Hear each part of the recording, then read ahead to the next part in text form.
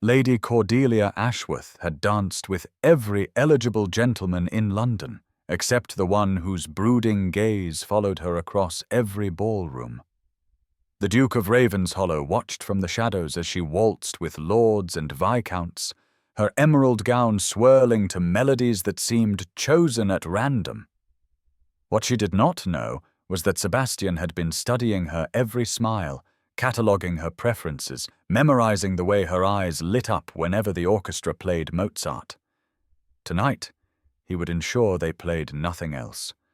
For a man who had never spoken a word to her, he was about to declare his love in the only language that mattered. Now please take a moment and subscribe to our channel and comment where you are watching from and what time is it. It is always fascinating to see where these stories get all around the world. Thank you. Lady Cordelia. Ashworth pressed her gloved hand against the cool marble pillar at the edge of Lady Pemberton's ballroom, watching the kaleidoscope of silk and satin swirl before her in perfect choreographed harmony. The chandeliers cast dancing shadows across the polished floor, their crystal teardrops catching the light like captured starlight, while the scent of hothouse roses and expensive perfumes created an intoxicating cloud that should have made her feel dizzy with excitement. Instead, she felt as though she were observing the festivities through thick glass, present in body but somehow removed from the joy that seemed to animate everyone else. Her emerald silk gown, chosen specifically to complement her dark hair and bring out the green flecks in her hazel eyes, had drawn compliments from no fewer than 7 gentlemen this evening, yet she found herself caring little for their practiced flattery. Lord Marcus Pemberton approached with his characteristic confident stride, his fair hair perfectly styled, and his blue eyes twinkling with the kind of charm that had made him the darling of every drawing-room in Mayfair. "My dear Lady Cordelia," he said, executing a bow that managed to be both respectful and slightly theatrical. "I do believe this next set is mine, unless you have forgotten our earlier arrangement." She had not forgotten, though she wished she could claim a sudden bout of amnesia to avoid another tedious conversation about his latest acquisition of horseflesh or his opinions on the cut of his new coat from Weston. "How could I forget such a privilege, Lord Marcus?" she replied with a smile that felt as brittle as autumn leaves, though she noticed her gaze drifting involuntarily toward the far corner of the ballroom where a tall figure in black evening clothes stood in the shadows like a dark sentinel. Sebastian Blackwood, Duke of Ravenshollow, possessed the kind of presence that commanded attention even when he clearly sought to avoid it, his broad shoulders and commanding height making him impossible to ignore despite his obvious preference for the periphery of social gatherings. She had been aware of his attendance at every major event of the season, yet he had never once approached her for a dance, never requested an introduction through mutual acquaintances, never even acknowledged her existence beyond the occasional measured glance that she caught from the corner of her eye. As Lord Marcus led her on to the dance floor, chattering about the excellent quality of Lady Pemberton's champagne and the superior acoustics of the ballroom, Cordelia found herself wondering what thoughts occupied the Duke's mind as he watched the proceedings with those penetrating grey eyes that seemed to see everything and reveal nothing. The orchestra, positioned on a raised dais decorated with cascades of white roses and trailing ivy, began the opening notes of Mozart's waltz in a minor, and Cordelia felt her breath catch in her throat as the familiar melody washed over her like a beloved friend's embrace. This piece held special meaning for her, its haunting beauty and complex harmonies speaking to something deep in her soul that she had never been able to adequately express in words. And she could not help the genuine smile that transformed her features as the music swelled around them. "Oh, how I adore this particular waltz," she said to Lord Marcus as they began to move in time with the rhythm, feeling for the first time that evening a spark of authentic pleasure. There is something about Mozart's composition that speaks directly to the heart, do you not think? Lord Marcus nodded absently, his attention more focused on executing the steps with proper form than on appreciating the musical intricacies she found so captivating. "Yes, quite pleasant," he agreed with the kind of dismissive politeness that suggested he had not truly heard her words. "Though I must say, these foreign composers do tend toward the overly sentimental, do they not? I prefer something with more vigor, more English sensibility." Cordelia felt her smile falter slightly at his casual dismissal of the music that moved her so deeply, but she maintained her composure as they continued through the familiar patterns of the dance, her feet moving automatically while her mind wandered to thoughts of what it might be like to dance with someone who shared her passion for music's emotional complexity. From his position near the card-room entrance, Sebastian watched every graceful movement she made, memorizing the way the candlelight caught in her dark hair and the manner in which her face had transformed when the Mozart began, as though she had suddenly come alive in a way that her polite social mask never allowed. He had been studying her preferences for weeks now, noting her visible responses to different musical selections, observing which pieces made her eyes close briefly in appreciation and which left her looking merely polite, cataloguing every small reaction as though he were a scholar documenting a rare and precious phenomenon. The waltz she was dancing now held particular significance, though she could never know that the same melody had once filled his nursery through a delicate music box, a final gift from his dying mother that had been brutally destroyed by his father in one of his rages, leaving young Sebastian with nothing but the haunting memory of those sweet notes and his mother's gentle voice humming along. Watching Cordelia's obvious joy in the music felt like witnessing a resurrection of something beautiful he had thought lost forever. Yet the very intensity of his reaction confirmed his deepest fear that he was utterly unworthy of approaching someone so pure and joyful with his own darkness and damaged soul. Sebastian retreated deeper into the shadows of the card-room, his hands clenched into fists as he struggled to master the emotions that threatened to overwhelm his carefully maintained composure. The sight of Cordelia dancing with yet another shallow suitor, her radiant smile wasted on someone who could not appreciate the depth of feeling she revealed through her response to the music, created a physical ache in his chest that he found both foreign and deeply disturbing. He had built his life around the principle of emotional control, learning from his brutal father that feelings were weaknesses to be crushed rather than indulged.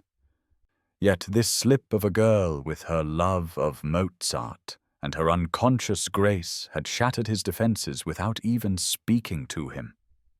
Lord Edmund Fairfax, his closest friend since their days at Eton, approached with 2 glasses of brandy and the expression of a man preparing to deliver an unwelcome but necessary truth. "You cannot continue this torment indefinitely, Sebastian," Edmund said quietly, settling beside him in the alcove where they could observe the ballroom while maintaining their privacy. "Your obsession with Lady Cordelia has become painfully obvious to anyone who cares to look, and your refusal to act upon your feelings serves no purpose beyond your own suffering." Sebastian accepted the brandy but did not drink, his attention still focused on the dancing couples where Cordelia moved through the steps with unconscious elegance while her partner droned on about something that clearly bored her. "You speak of things you do not understand, Edmund," he replied, his voice carrying the cold precision he used to end unwanted conversations. "My interest in Lady Cordelia is purely observational, nothing more." Edmund laughed, a sound devoid of humor. "Observational, you call it, when you attend every social gathering she graces, position yourself where you can watch her throughout the evening, and look as though someone has died when she smiles at another man. If this is mere observation, then I am the Prince Regent." The comparison drew a reluctant smile from Sebastian, despite his inner turmoil. "She deserves better than what I could offer her," he said finally. the words feeling like broken glass in his throat. My father saw to that when he spent years ensuring I understood that love was nothing but weakness and sentiment, a luxury no true gentleman could afford. What could I possibly say to someone like her, Edmund, someone who finds joy in music and laughter when I have spent 32 years learning to feel nothing at all? His friend studied him with the kind of penetrating gaze that had made Edmund successful in both business and politics.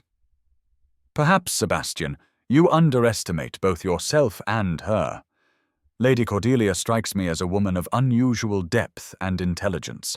not some silly chit who would be impressed by empty compliments and shallow charm. The very qualities you see as deficiencies in yourself might be precisely what she seeks in a partner: authenticity rather than performance, substance rather than style. As if summoned by their conversation, Cordelia appeared in the card-room doorway, her cheeks flushed from dancing and her eyes bright with the exhilaration of the waltz, though Sebastian noticed she seemed to be seeking respite from the ballroom's overwhelming social demands rather than additional company. She moved to the windows that overlooked Lady Pemberton's garden, apparently unaware of their presence in the shadowed alcove, and stood silently gazing out at the moonlit landscape with an expression of such wistful longing that Sebastian felt his heart constrict with the desire to comfort her. "I sometimes wonder," she said softly to her sister Beatrice, who had followed her into the relative quiet of the card-room, "whether any of these gentlemen see me as anything more than an appropriate ornament for their arm and a suitable mother for their heirs. Their conversations never venture beyond the weather, the latest gossip, and their own accomplishments, as though they believe women incapable of discussing anything more substantial than fashion and social arrangements." Beatrice, a practical woman who had married for affection rather than passion, and seemed content with her choice, placed a comforting hand on her younger sister's shoulder. "You are perhaps too particular in your requirements, dearest. Lord Marcus seems genuinely fond of you, and his prospects are excellent. A comfortable marriage built on mutual respect and shared social position has much to recommend it over the uncertain storms of romantic attachment." Cordelia turned from the window with a sigh that seemed to carry the weight of unfulfilled dreams. "But is that truly enough, Beatrice? To spend one's entire life in polite conversation about nothing, to share a bed and a name with someone who has never once asked about my thoughts or dreams or fears. When I hear music like tonight's waltz, I feel as though my soul wants to soar, and I long to share that feeling with someone who understands the language of emotion rather than merely the vocabulary of social obligation. I want to love and be loved for who I am rather than what I represent,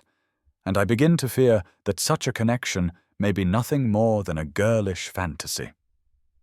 Sebastian felt Edmund's eyes upon him during this revelation,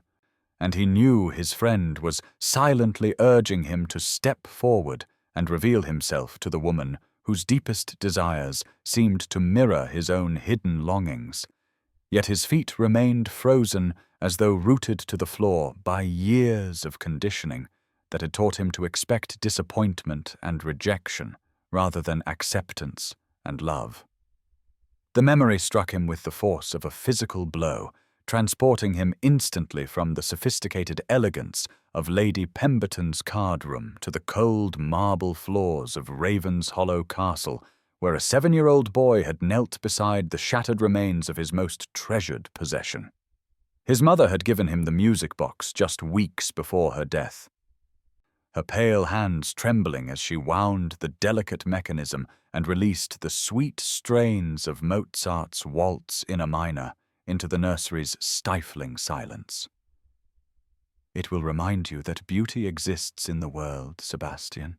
she had whispered with the fragile voice of someone whose life was ebbing away like water through cupped hands. "And whenever you hear this melody, you must remember that love is the only force strong enough to triumph over darkness and cruelty." He had treasured that music box with the desperate intensity of a child who had lost everything else that mattered, winding it every night before sleep and allowing the familiar melody to chase away the nightmares that plagued him after his mother's funeral. His father, the fourth Duke, had discovered this nightly ritual during one of his inspection tours of the nursery, his face contorting with the kind of rage that had made him feared throughout the county and beyond. "Sentiment makes men weak," he had roared, snatching the delicate wooden box from Sebastian's protective grasp and hurling it against the stone hearth, where it exploded into splinters and twisted metal springs. "Your mother filled your head with nonsense about love and beauty, but I will teach you the truth that strength comes from crushing such foolishness before it can poison your character as it poisoned hers." The destruction of the music box had been followed by years of deliberate emotional brutality.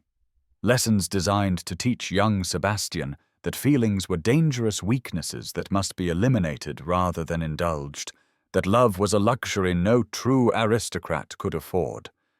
and that duty and cold calculation must govern every decision if one hoped to survive in a world that showed no mercy to the vulnerable. Yet despite his father's thorough education in emotional suppression, Sebastian had never been able to completely silence the echo of his mother's voice, or forget the way that Mozart waltz had once made him feel safe and cherished, and connected to something larger than his own small existence.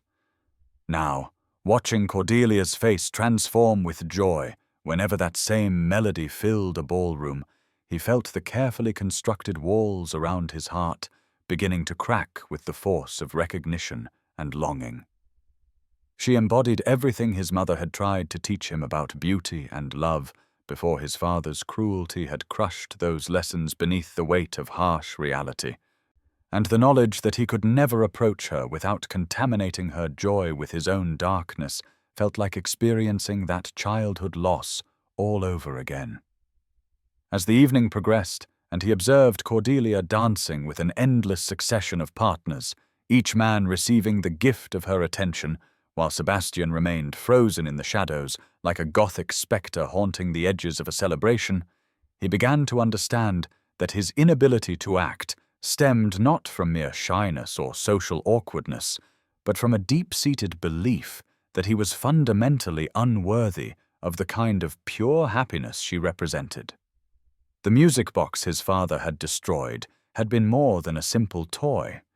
It had been a symbol of his connection to love and beauty and hope, and its loss had taught him that such precious things were inevitably taken away from those foolish enough to cherish them. Yet as Cordelia moved through the ballroom like living music,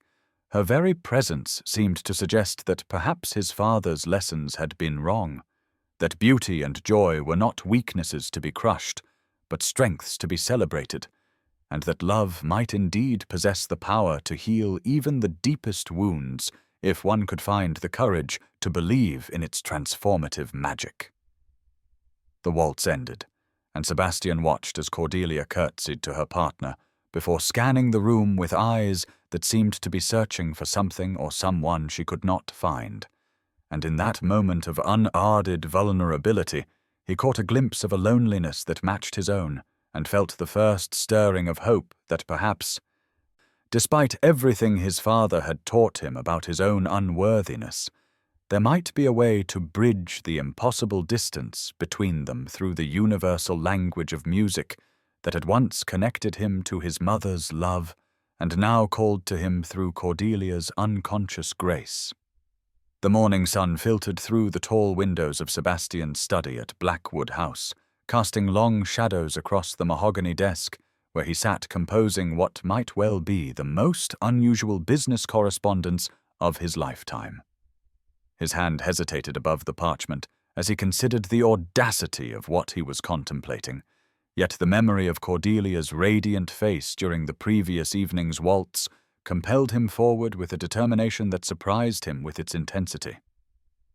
He had spent the sleepless hours since Lady Pemberton's ball wrestling with the impossibility of his situation, torn between his desperate desire to somehow connect with the woman who had unknowingly awakened feelings he had thought buried forever, and his deep-seated conviction that his damaged soul had nothing worthy to offer someone so pure and joyful. The solution, when it came to him in the grey pre-dawn hours, was both brilliant and mad in equal measure, a way to speak to Cordelia in the only language that seemed to touch her heart, while maintaining the safe distance that his cowardice demanded. Mr. Giuseppe Moratini, the Italian maestro who conducted the orchestra for London's most prestigious social events, maintained a modest studio in Piccadilly where he gave lessons to the daughters of the ton and rehearsed his musicians for their evening performances. Sebastian had made inquiries through his valet and learned that the maestro was a man of artistic temperament but practical considerations, someone who might be persuaded to accommodate an unusual request if the compensation proved sufficiently generous. The carriage ride to Moratini's studio felt like a journey into uncharted territory, each turn of the wheels carrying Sebastian further from the safe, predictable world he had constructed around his emotional isolation, and closer to a precipice that both terrified and exhilarated him in ways he had never experienced. When he finally stood before the maestro's door, his heart was beating with the irregular rhythm of a man about to commit an act of either supreme romantic courage or complete lunacy, and he found himself questioning whether the distinction between the two had any practical significance. Giuseppe Moratini proved to be a small, energetic man with expressive dark eyes and the kind of theatrical gestures that suggested a lifetime spent in pursuit of artistic perfection. And when Sebastian explained that he wished to engage the maestro's services for Lady Whitmore's upcoming grand soirée, the musician's face lit with the enthusiasm of someone who appreciated both generous patronage and the opportunity to showcase his talents before London's elite. "Your Grace honours me with such a commission," Moratini said, his accented English flowing with the musical cadence of his native language. "Lady Whitmore's soirees are renowned throughout the city, and to conduct for such an audience would bring great pleasure to my musicians and myself. What particular selections would you wish us to perform to complement the evening's festivities?" Sebastian had rehearsed this moment during his carriage ride, yet when the time came to voice his extraordinary request, the words felt strange and dangerous on his tongue, as though speaking them aloud might somehow make his obsession with Cordelia visible to the entire world. "I have developed a particular interest in the effects of musical repetition on social behavior," he said, adopting the tone of academic inquiry that had served him well in business negotiations. "For scientific purposes, I would like your orchestra to perform only one piece throughout the entire evening.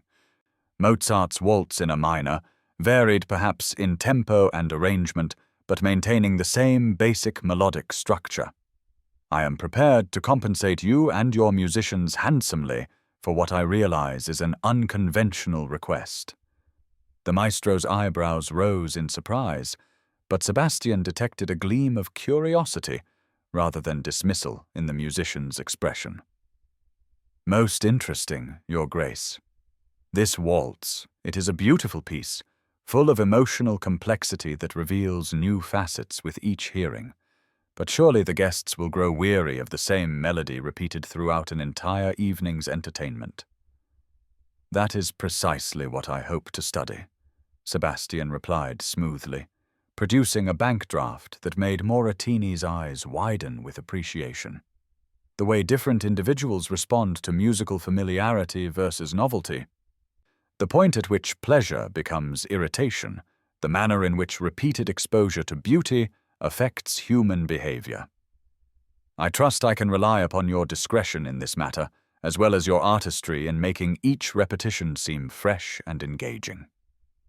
Moratini studied the bank draft with the expression of a man calculating how many months of comfortable living it represented, then nodded with the decisive gesture of someone who had made up his mind to embrace an adventure. "Your Grace, for such generous patronage, my orchestra and I would gladly perform the same waltz from sunset to sunrise. We shall make Mozart's music sing with such beauty that even the most critical listener will find new wonders in each repetition. Meanwhile, across Mayfair in the elegant morning room of Ashworth House. Cordelia sat at her writing desk, attempting to compose thank-you notes for the previous evening's dance partners, while struggling with a growing sense of dissatisfaction that seemed to deepen with each social gathering she attended. The stack of calling cards beside her elbow represented the cream of London's eligible bachelors, yet reviewing their names brought no flutter of excitement or anticipation, only a weary resignation that felt far too mature for her 24 years. Lord Marcus Pemberton's card lay at the top of the pile, embossed with his family crest, and bearing a message expressing his hope that she had enjoyed their waltz and his intention to call upon her that very afternoon, and Cordelia found herself dreading the prospect of another conversation about his hunting exploits and his opinions on the proper training of yep horses. She had begun to feel like an actress trapped in a performance that never varied, playing the role of the interested and eligible young lady, while her true self remained hidden behind a mask of social propriety that grew more suffocating with each passing day. The sound of footsteps in the corridor announced the arrival of her sister Beatrice, whose marriage to the sensible but unromantic Lord Whitfield had provided her with both security and respectability, while leaving her free to offer advice to her younger, still unattached sister on matters of the heart. Beatrice entered the morning room with the brisk efficiency that characterized all her movements, settling herself in the chair opposite Cordelia's desk with the air of someone preparing to deliver a lecture. "Dearest," she began without preamble, "I have been thinking about your situation with Lord Marcus,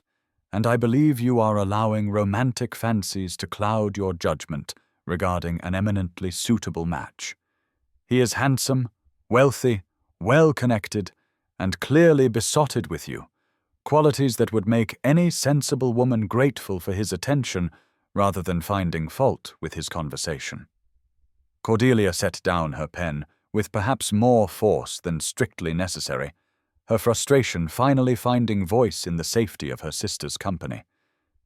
"But Beatrice, is it truly romantic fancy to desire a husband who sees me as something more than a decorative object to grace his drawing-room?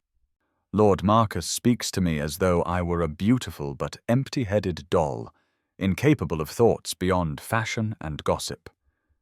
Yesterday he actually explained to me how a waltz is constructed, as though I had never heard music before in my life, and when I mentioned my enjoyment of Shakespeare, he patted my hand and suggested that ladies should not trouble themselves with such weighty matters when there are so many pleasant novels available for feminine consumption." Beatrice's expression softened slightly, though her pragmatic nature remained evident in her response. "I understand your desire for intellectual companionship, Cordelia, but you must remember that marriage among our class is primarily a practical arrangement designed to benefit both families involved. Affection may develop over time, and respect is certainly desirable, but the grand passion you seem to seek exists mainly in novels and poetry rather than in the reality of daily domestic life. Would it not be better to secure your future with a kind man who can provide for you generously rather than waiting for some impossible romantic ideal that may never materialize?" The conversation was interrupted by the arrival of their father's butler, who announced that Lord Marcus himself awaited them in the drawing-room, having arrived earlier than expected for his promised call, and Cordelia felt her heart sink at the prospect of enduring another hour of stilted conversation about subjects that held no interest for either of them. Lady Whitmore's grand soirée promised to be the pinnacle of the social season, with invitations coveted by everyone of consequence, and the hostess herself sparing no expense in creating an atmosphere of unparalleled elegance and refinement. The ballroom of Whitmore House had been transformed into a veritable fairy tale setting, with thousands of white roses cascading from crystal chandeliers and mirrors positioned to multiply the candlelight into a dazzling display that made every surface sparkle like captured starlight. Cordelia arrived with her family in a gown of sapphire silk that brought out the blue undertones in her dark hair, and she felt a familiar mixture of anticipation and resignation as she prepared to navigate another evening of social obligations and meaningless pleasantries. The first sign that something unusual was afoot came when the orchestra began their opening selection, and the familiar strains of Mozart's Waltz in a Minor filled the ballroom, causing Cordelia's face to brighten with genuine pleasure at hearing her beloved piece. Lord Marcus, resplendent in his evening clothes and clearly determined to claim as many dances as propriety would allow, appeared at her side almost immediately with his practiced smile and confident bearing. "My dear Lady Cordelia," he said, executing his customary bow, "what a delightful coincidence that they should begin the evening with such a charming waltz. Shall we take our place among the dancers and show these other couples how the thing should be done properly?" She accepted his offered arm and allowed him to lead her onto the floor, her movements automatically falling into the familiar patterns of the dance, while her soul soared with the music that seemed to speak directly to her heart, and for several minutes she lost herself in the pure joy of moving to Mozart's exquisite melody. Yet as the waltz concluded and couples began to shift and rearrange themselves for the next set, something extraordinary occurred that made Cordelia wonder if she had somehow misheard the announcement. The orchestra, instead of transitioning to a different piece as custom demanded, began once again the opening measures of the same Mozart waltz,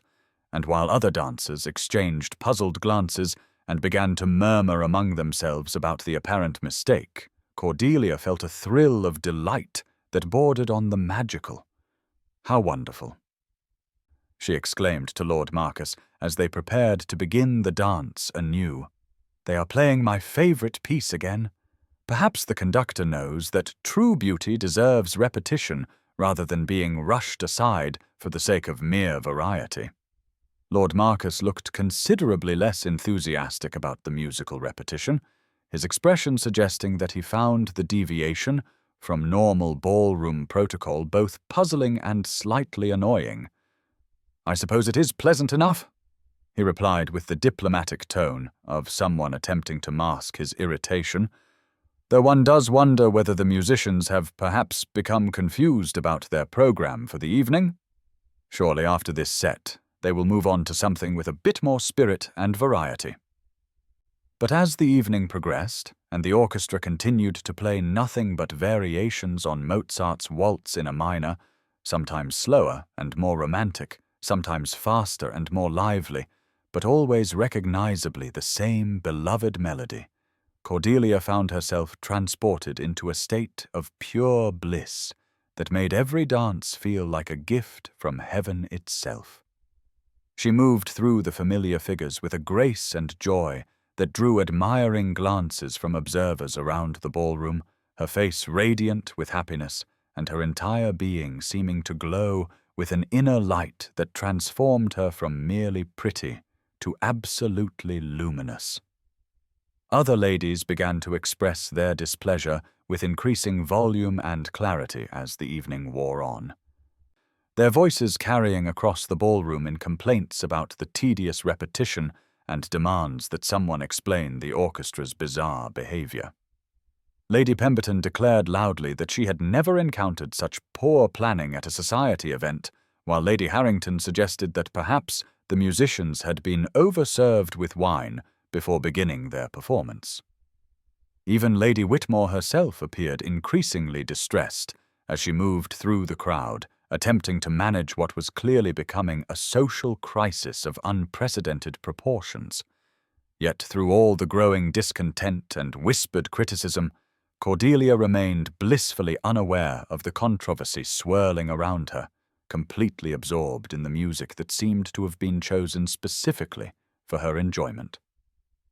When Lord Marcus finally voiced his own frustration during their fourth consecutive waltz to the same melody, his complaints fell upon ears that heard only ingratitude where he heard reasonable objection. "Really, Lady Cordelia," he said as they moved through the familiar steps yet again, This musical situation has become quite ridiculous. How can anyone be expected to enjoy dancing when the orchestra insists upon playing the same tedious tune over and over without variation or relief? Surely even you must admit that variety is the spice of life, and this endless repetition grows more tiresome with each passing moment. Cordelia's response surprised him with its passionate intensity, her eyes flashing with a fire he had never seen in her normally composed demeanor. "Tedious, my lord," she said, her voice carrying a conviction that made several nearby couples turn to observe their conversation. "This is Mozart at his most sublime, music that reveals new beauties and complexities with each hearing for those who possess the sensitivity to appreciate such artistry. Each repetition is like viewing a masterpiece painting from a different angle, discovering details and emotional nuances that were hidden during previous encounters. How can you call such magnificent composition tedious when it speaks to the very essence of human emotion and transcends the mundane concerns of ordinary existence?" The passion in her voice caught the attention of several listeners, including Sebastian, who had positioned himself near a pillar where he could observe her reactions without drawing attention to his own intense focus on her every movement and expression. The morning after Lady Whitmore's extraordinary soirée brought a flood of speculation and gossip that spread through London's drawing rooms like wildfire, with every household that mattered buzzing with theories about the unprecedented musical anomaly that had transformed what should have been a standard social gathering into the most talked-about event of the season. Tea tables across Mayfair groaned under the weight of calling cards and visiting ladies eager to dissect every detail of the previous evening's mystery, while gentlemen's clubs echoed with heated debates about whether the orchestra's behavior represented artistic vision or simple incompetence. Mrs. Evangeline Whitmore, the evening's beleaguered hostess, found herself in the uncomfortable position of fielding endless questions about a situation she genuinely did not understand, her usual social confidence shaken by the realization that her carefully planned soirée would be remembered not for its elegance, but for its musical eccentricity. Lady Pemberton, never one to miss an opportunity for dramatic pronouncement, declared over morning tea at Lady Harrington's that she had never witnessed such poor management of an evening's entertainment, while Lady Harrington countered that perhaps there had been some deeper purpose behind the repetition that mere mortals were too obtuse to comprehend. The speculation ranged from the practical to the fantastical, with theories encompassing everything from a wager between gentlemen about the effects of musical monotony to the possibility that one of the orchestra members had suffered some form of mental breakdown that prevented him from remembering any other pieces. Mrs. Whitmore, desperate to salvage her reputation as a hostess, sent her butler to question the servants who had been present during the evening, hoping to uncover some explanation that would allow her to deflect blame for the musical disaster that had overshadowed what should have been her social triumph. Meanwhile, at Ashworth House, Theodore Ashworth, Earl of Ashworth, paced the length of his study with the restless energy of a man confronting a mystery that might threaten his family's welfare in ways he could not yet fully comprehend. His years of experience in London society had taught him to recognize the difference between coincidence and deliberate action, and something about the previous evening's events struck him as too precisely targeted to be mere happenstance. The fact that his daughter Cordelia had been the only person present who seemed genuinely delighted by the musical repetition created an uncomfortable suspicion that someone had orchestrated the entire affair specifically for her benefit, and the implications of such focused attention from an unknown admirer filled him with paternal concern that bordered on genuine alarm. His investigation began with a careful review of the guest list, searching for anyone whose behavior toward Cordelia might have seemed unusual or whose interest in his daughter exceeded the bounds of normal social courtesy. Yet the exercise proved frustratingly inconclusive, since virtually every unmarried gentleman present had requested at least one dance with the acknowledged belle of the season. He dispatched his secretary to make discreet inquiries about the orchestra's hiring and payment, hoping to trace any unusual financial arrangements that might point toward the identity of whoever had commissioned such an extraordinary evening of entertainment, though he suspected that anyone clever enough to orchestrate such an elaborate scheme would be equally clever about covering their tracks. The Earl's concerns were not entirely unfounded, as several other fathers had begun to notice the marked attention their daughters received from mysterious admirers whose identities remained frustratingly elusive, and the possibility that some unknown gentleman was using unconventional methods to court eligible young ladies created a ripple of unease through the ranks of parents who prided themselves on maintaining strict control over their daughters' romantic prospects. Sebastian, meanwhile, found himself torn between triumph and terror as he observed the effects of his grand gesture from the safe distance of his morning room, where newspapers and correspondents brought regular reports of the speculation his musical manipulation had generated throughout London society. He had achieved his goal of bringing joy to Cordelia's face and demonstrating his understanding of her musical preferences. Yet the intensity of the investigation his actions had triggered made him acutely aware of how close he was treading to exposure and the social catastrophe that would inevitably follow if his identity as the mysterious musical patron became known. The risk of discovery weighed heavily on his mind as he considered whether to abandon his campaign before it could be traced back to him. Yet the memory of Cordelia's radiant happiness as she danced to her beloved Mozart made the prospect of retreat feel like a betrayal of everything beautiful and pure that she represented in his carefully ordered but emotionally barren existence. His internal struggle was interrupted by the arrival of Edmund Fairfax, who appeared unannounced at Blackwood House with the determined expression of a man prepared to extract confessions through whatever means proved necessary, and Sebastian realized that his friend's legendary powers of observation had likely already connected him to the previous evening's mysterious musical events. "My dear Sebastian," Edmund said without preamble, as he settled himself in the chair across from Sebastian's desk, "what an extraordinary coincidence that Lady Whitmore's orchestra should choose to play nothing but Mozart's Waltz in a Minor, the very piece that seems to bring such joy to a certain young lady whose welfare occupies so much of your attention these days. I trust you found the musical selections as surprising as everyone else who attended the soirée." Sebastian attempted to maintain his composure under his friend's penetrating gaze, though he suspected that his carefully neutral expression was fooling no one who knew him well enough to read the subtle signs of emotional turmoil that he struggled to conceal. "I found the evening's entertainment quite adequate for its purpose," he replied, with the studied calm he employed during business negotiations, though I confess myself puzzled by the conductor's choice to limit his repertoire so dramatically. Perhaps he felt that Mozart's genius deserved more thorough exploration than the typical evening's superficial sampling of various composers might allow. Edmund's knowing smile suggested that he was not deceived by this attempted deflection, and his next words confirmed Sebastian's worst fears about how transparent his involvement had become to those who knew him well. "How fascinating that you should defend such an unusual musical choice when everyone else present found it tedious beyond endurance, with the notable exception of Lady Cordelia, who appeared to be having the time of her life, dancing to the same waltz repeatedly. One might almost think that someone who knew her preferences quite well had arranged the evening's program specifically for her enjoyment,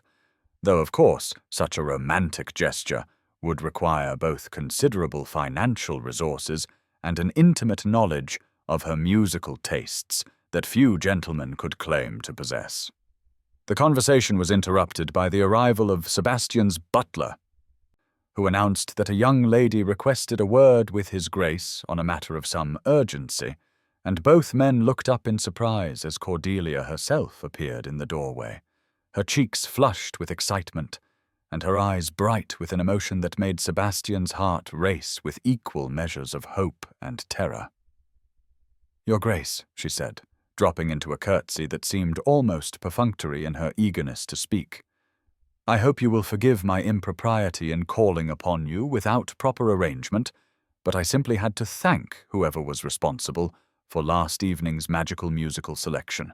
and my inquiries have suggested that you might possess information about the identity of the person who understood my soul deeply enough to provide such a gift of perfect beauty." And Sebastian's hands trembled slightly as he penned yet another carefully worded instruction to his growing network of musical conspirators, the morning light filtering through his study windows, illuminating what had become a war room of romantic strategizing that would have amazed anyone who knew him as the coldly controlled Duke of Ravenshollow. Maps of Cordelia's usual walking routes lay spread across his mahogany desk, alongside detailed notes about her daily routines, information he had gathered through the discreet inquiries of his valet, and the careful observation that had become his secret obsession. What had begun as a single evening's musical tribute had evolved into an elaborate campaign of anonymous courtship that grew more complex and dangerous with each passing day. Yet Sebastian found himself powerless to stop the escalation, despite his growing awareness that discovery would mean not only personal humiliation, but complete social ruin for them both. The street musicians he had hired proved remarkably adaptable to his unusual requests. Their leader, a grizzled violinist named Thomas Hartwell, who had spent decades performing in London's squares and marketplaces, and seemed delighted to receive generous compensation for playing specific pieces at predetermined locations along Cordelia's morning constitutional route through Hyde Park. Hartwell had assembled a small ensemble of carefully chosen performers, whose repertoire included not only Mozart's beloved waltz, but also selections from Bach, Vivaldi, and Beethoven that Sebastian had observed eliciting particular joy from Cordelia during various social gatherings, and the musicians had proven remarkably skilled at creating the appearance of coincidental street performance while actually executing a carefully choreographed musical ambush designed to surround his beloved with the sounds that made her soul sing. The rare sheet music proved an even more delicate operation, requiring Sebastian to work through antiquarian book dealers and private collectors who specialized in locating manuscripts and first editions that existed in only a handful of copies throughout Europe. Each purchase required careful negotiation and substantial payment, yet Sebastian found himself willing to spare no expense when it came to acquiring pieces that might bring Cordelia joy, from a hand-copied score of Mozart's lesser-known sonatas to an original manuscript of Bach's Goldberg variations that had taken months to locate and cost more than many families spent in an entire year. The deliveries themselves required the utmost discretion, with packages arriving at Ashworth House bearing no return address and accompanied only by cards that bore quotations from the composers themselves, messages that spoke of music's power to express the inexpressible and touch the depths of human emotion in ways that mere words could never achieve. Sebastian's anonymous gifts were crafted to demonstrate not only his willingness to spare no expense for her happiness, but also his deep understanding of her musical sophistication. Each selection chosen to challenge and delight someone whose knowledge of composition went far beyond the superficial appreciation expected of well-bred young ladies. He had observed her enough to know that she possessed genuine musical intelligence rather than mere social accomplishment, and his gifts reflected this understanding through their complexity and rarity. Pieces that would excite a true lover of music while remaining meaningless to someone who viewed musical performance as nothing more than an expected feminine accomplishment. The effect of these musical encounters on Cordelia exceeded even Sebastian's most optimistic expectations, transforming her daily walks from routine exercise into anticipated adventures that filled her with excitement and wonder at each unexpected serenade. Her family and friends began to notice a change in her demeanor, a new lightness in her step and brightness in her eyes that suggested the influence of some powerful but mysterious source of happiness. And when questioned about her improved spirits, she would only smile secretively and speak vaguely of feeling blessed by unexpected encounters with beauty in the most ordinary circumstances.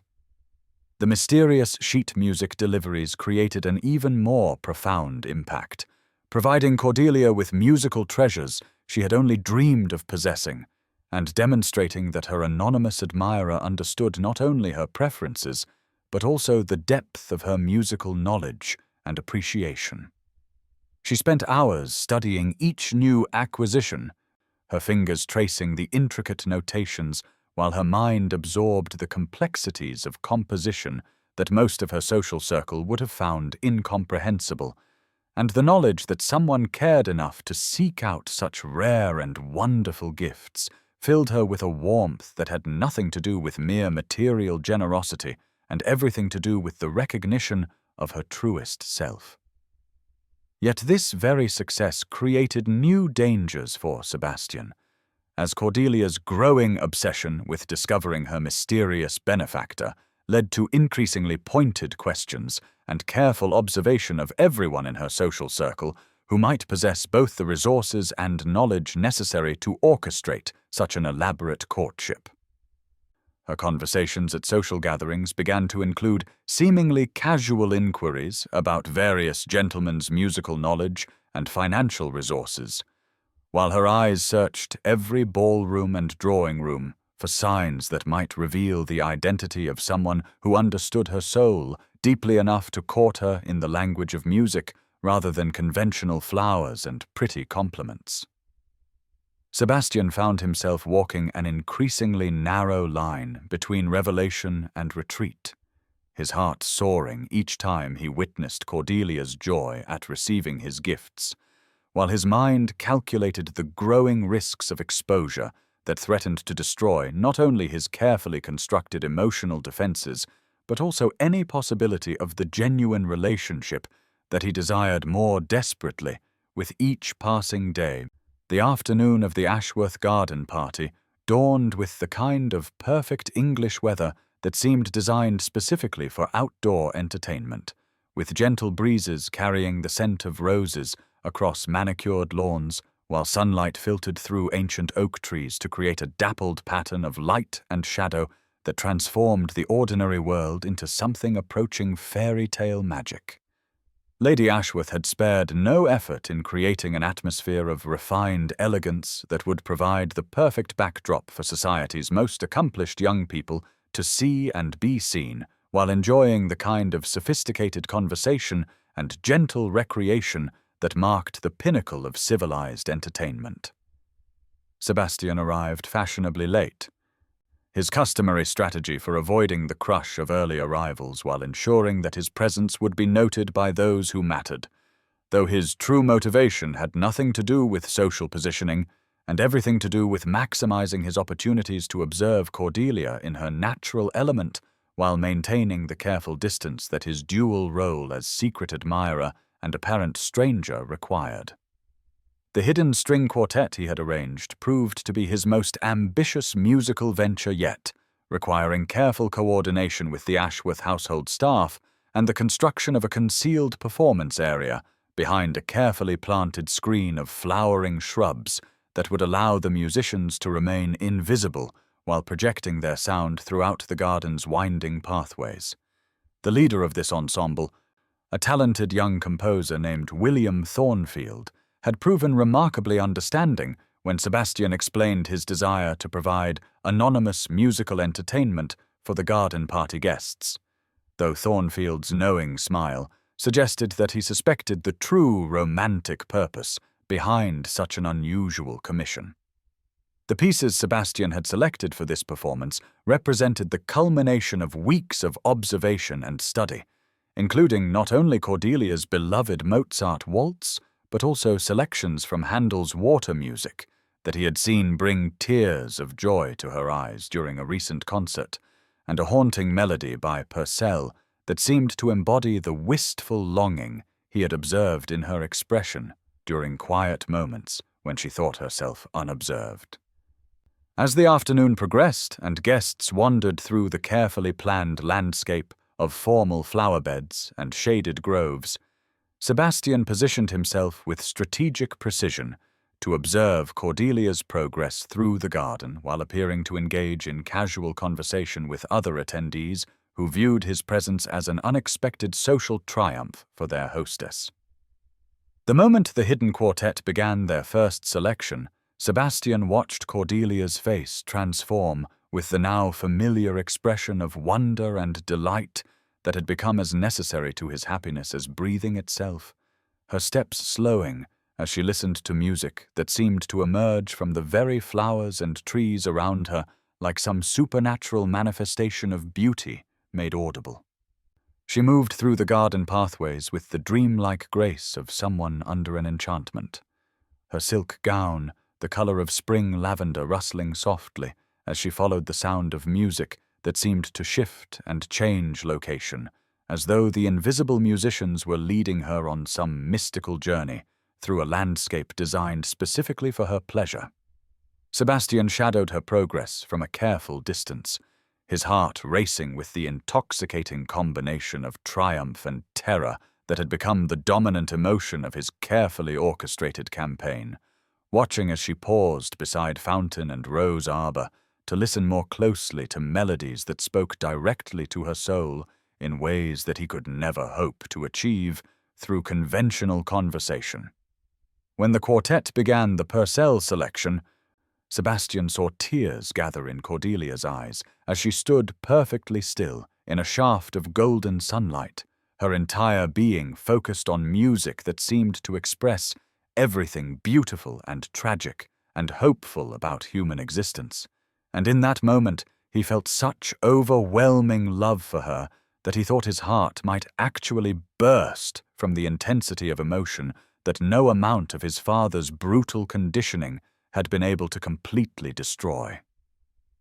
The spell was broken when Cordelia turned suddenly around a corner of the path and nearly collided with Sebastian himself, who had been so absorbed in observing her reaction to his musical gift that he had failed to maintain his usual, careful distance.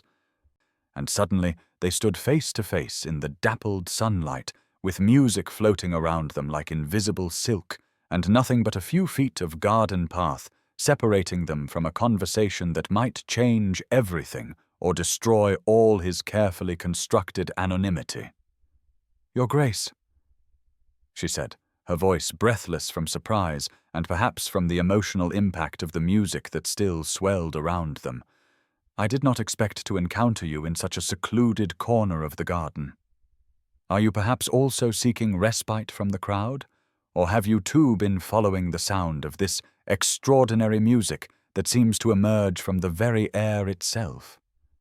Sebastian felt his prepared social responses desert him entirely as he looked into eyes that still sparkled with unshed tears of musical joy,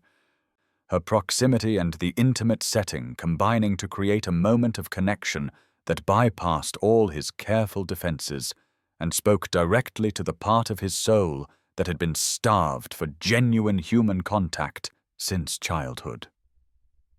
"I confess that the music drew me here as well, Lady Cordelia," he replied, his voice carrying a sincerity that surprised him with its intensity. "There is something about such beauty that makes conventional social conversation seem inadequate. Is there not? Music has always possessed the power to express truths that mere words cannot capture, to touch parts of the human spirit that remain locked away during ordinary discourse." Her face lit with the kind of genuine enthusiasm he had only observed from a distance. And suddenly they were no longer Duke and Earl's daughter maintaining proper social distance, but simply two people who had discovered a shared passion that transcended the artificial barriers of rank and convention. "Oh, how perfectly you express what I have always felt but struggled to articulate," she said, her hands clasping together in a gesture of excitement that was entirely unconscious and utterly charming. So few people understand that music is not merely entertainment, but rather a language of emotion that speaks directly to the soul, revealing truths about beauty and longing and hope that ordinary conversation can never approach. Do you find, as I do, that certain pieces seem to unlock memories and feelings that you did not even know existed within yourself? Sebastian found himself caught in the dangerous current of genuine conversation with the woman he had been observing and courting from afar, her words awakening responses that had nothing to do with his carefully planned romantic strategy and everything to do with the fundamental connection between two souls who had found unexpected recognition in each other's understanding of what truly mattered in life. The musical enchantment that had surrounded their garden encounter was shattered 3 days later, when Lord Marcus Pemberton chose the most public possible moment to make an announcement that sent shockwaves through the assembled company at Mrs. Whitmore's afternoon tea and left Cordelia reeling with a combination of disappointment and confusion that she struggled to conceal behind her well-trained social mask. The drawing-room at Whitmore House buzzed with the usual mixture of gossip and speculation that characterized such gatherings, with ladies positioned strategically around small tables laden with delicate china and elaborate pastries, while they dissected the latest romantic developments and social scandals with the precision of military strategists planning a campaign. Mrs. Whitmore herself, still nursing wounded pride over her musical disaster of a soirée, had been holding court near the fireplace with increasingly dramatic descriptions of her attempts to discover the identity of whoever had sabotaged her carefully planned evening with their inexplicable musical obsession, her voice rising with righteous indignation as she described the investigation that had yielded nothing but frustration and mounting social embarrassment. It was during one of these theatrical recitations that Lord Marcus suddenly rose from his position near the windows, his handsome face wearing an expression of sheepish pride that immediately drew the attention of every woman in the room, particularly those mothers whose daughters remained disappointingly unengaged despite the progress of the social season. "My dear Mrs. Whitmore," he said with the kind of dramatic flourish that suggested careful rehearsal, "I feel compelled by honor and affection to confess that the mystery which has so distressed you was entirely of my creation, though I hope you will forgive the deception when you understand that it was motivated purely by romantic devotion rather than any desire to cause you embarrassment." The silence that greeted this announcement was so complete that the ticking of the mantel clock seemed to echo through the room like thunder, and Cordelia felt her heart sink as she realized what confession was about to emerge from the lips of a man whose pursuit she had been desperately trying to discourage without causing open social offense. Mrs. Whitmore's face cycled through several expressions before settling on a mixture of relief and curiosity that suggested her primary concern was finally having someone to blame for her social humiliation rather than any particular interest in Lord Marcus's romantic motivations. "You see," he continued with growing confidence as he basked in the rapt attention of his audience, "I have been attempting to court the affections of London's most accomplished young lady through the language that speaks most clearly to her heart, and I confess that the musical tributes which have so puzzled society have all been my humble offerings to the woman who has captured my complete devotion." Lady Cordelia's passion for Mozart is well known among her admirers, and I felt that conventional flowers and pretty speeches could never adequately express the depth of my feelings for someone whose soul responds so powerfully to the beauty of music. The murmur of excitement that rippled through the assembled ladies was immediately followed by a chorus of congratulations and romantic sighs that made Cordelia want to flee from the room rather than endure another moment of what felt like a public trial rather than a romantic revelation. She found herself trapped between the social impossibility of openly contradicting Lord Marcus's claim and her own certain knowledge that he possessed neither the musical sophistication nor the financial resources necessary to orchestrate the elaborate campaign that had brought such joy to her recent days. Yet the evidence of her own confusion and the expectant faces around her made any protest seem churlish and ungrateful rather than truthful. Lord Marcus, encouraged by what he interpreted as stunned silence of romantic overwhelm rather than the actual dismay it represented, moved to kneel beside her chair in a gesture that drew delighted gasps from the assembled matrons and made escape completely impossible. "My dearest Cordelia," he said in tones that carried clearly to every corner of the drawing-room, "I hope you will forgive the unconventional nature of my courtship, but I felt that someone of your refined sensibilities deserved a more artistic approach than the crude methods employed by lesser suitors. Every street musician who has serenaded your morning walks, every rare manuscript that has found its way to your door, every moment of musical magic that has brightened your days has been my attempt to speak to your heart in the language you understand best." The words felt like physical blows to Cordelia as she realized that her wonderful anonymous admirer, the mysterious figure who had seemed to understand her soul with such perfect clarity, had been transformed in an instant into the one man whose attentions she had been struggling to discourage without causing social scandal. The magical gifts that had filled her with hope and wonder now felt tainted by the knowledge that they came from someone who had never once demonstrated genuine interest in her thoughts or feelings beyond their utility in advancing his own romantic agenda, and she found herself mourning the loss of a dream that had made even ordinary days feel touched by romance and possibility. Sebastian, positioned near the door where he had been preparing to take his leave, felt the blood drain from his face as he heard Lord Marcus claim credit for every gesture of love and understanding that had cost Sebastian not only enormous sums of money, but also sleepless nights of planning and desperate hope for connection with the woman who had awakened feelings he had thought destroyed by his father's cruelty.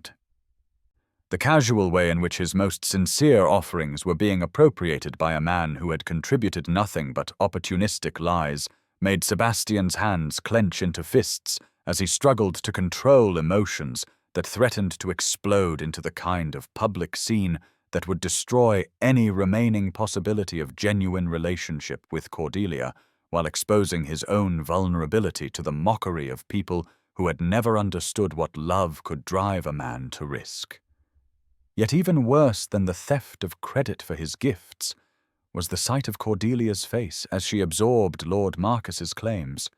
her expression cycling through confusion and disappointment before settling into the polite acceptance that her social training demanded, and Sebastian realized with devastating clarity that his beloved was preparing to accept a marriage proposal from a man who was stealing Sebastian's own heart's blood, while she remained completely ignorant of the deception being perpetrated in front of the entire assembled company. The evening of Lord Fairfax's masquerade ball promised to transform the ordinary constraints of London society into something altogether more magical and dangerous, where hidden identities and mysterious encounters could flourish beneath elaborate masks and flowing costumes that freed their wearers from the rigid expectations of rank and reputation that normally governed every interaction among the ton. Edmund had spared no expense in creating an atmosphere of theatrical splendor that would encourage even the most proper ladies and gentlemen to embrace the intoxicating freedom of anonymity, with the ballroom of Fairfax House draped in midnight blue silk and illuminated by hundreds of candles that cast dancing shadows perfect for concealing identities while revealing the kind of authentic connections that daylight and social convention usually prevented. Sebastian had chosen his costume with the same meticulous attention to detail that he brought to all his endeavors, selecting a black domino and half mask that would allow him to move through the crowd unrecognized while maintaining the elegant bearing that years of ducal training had made second nature,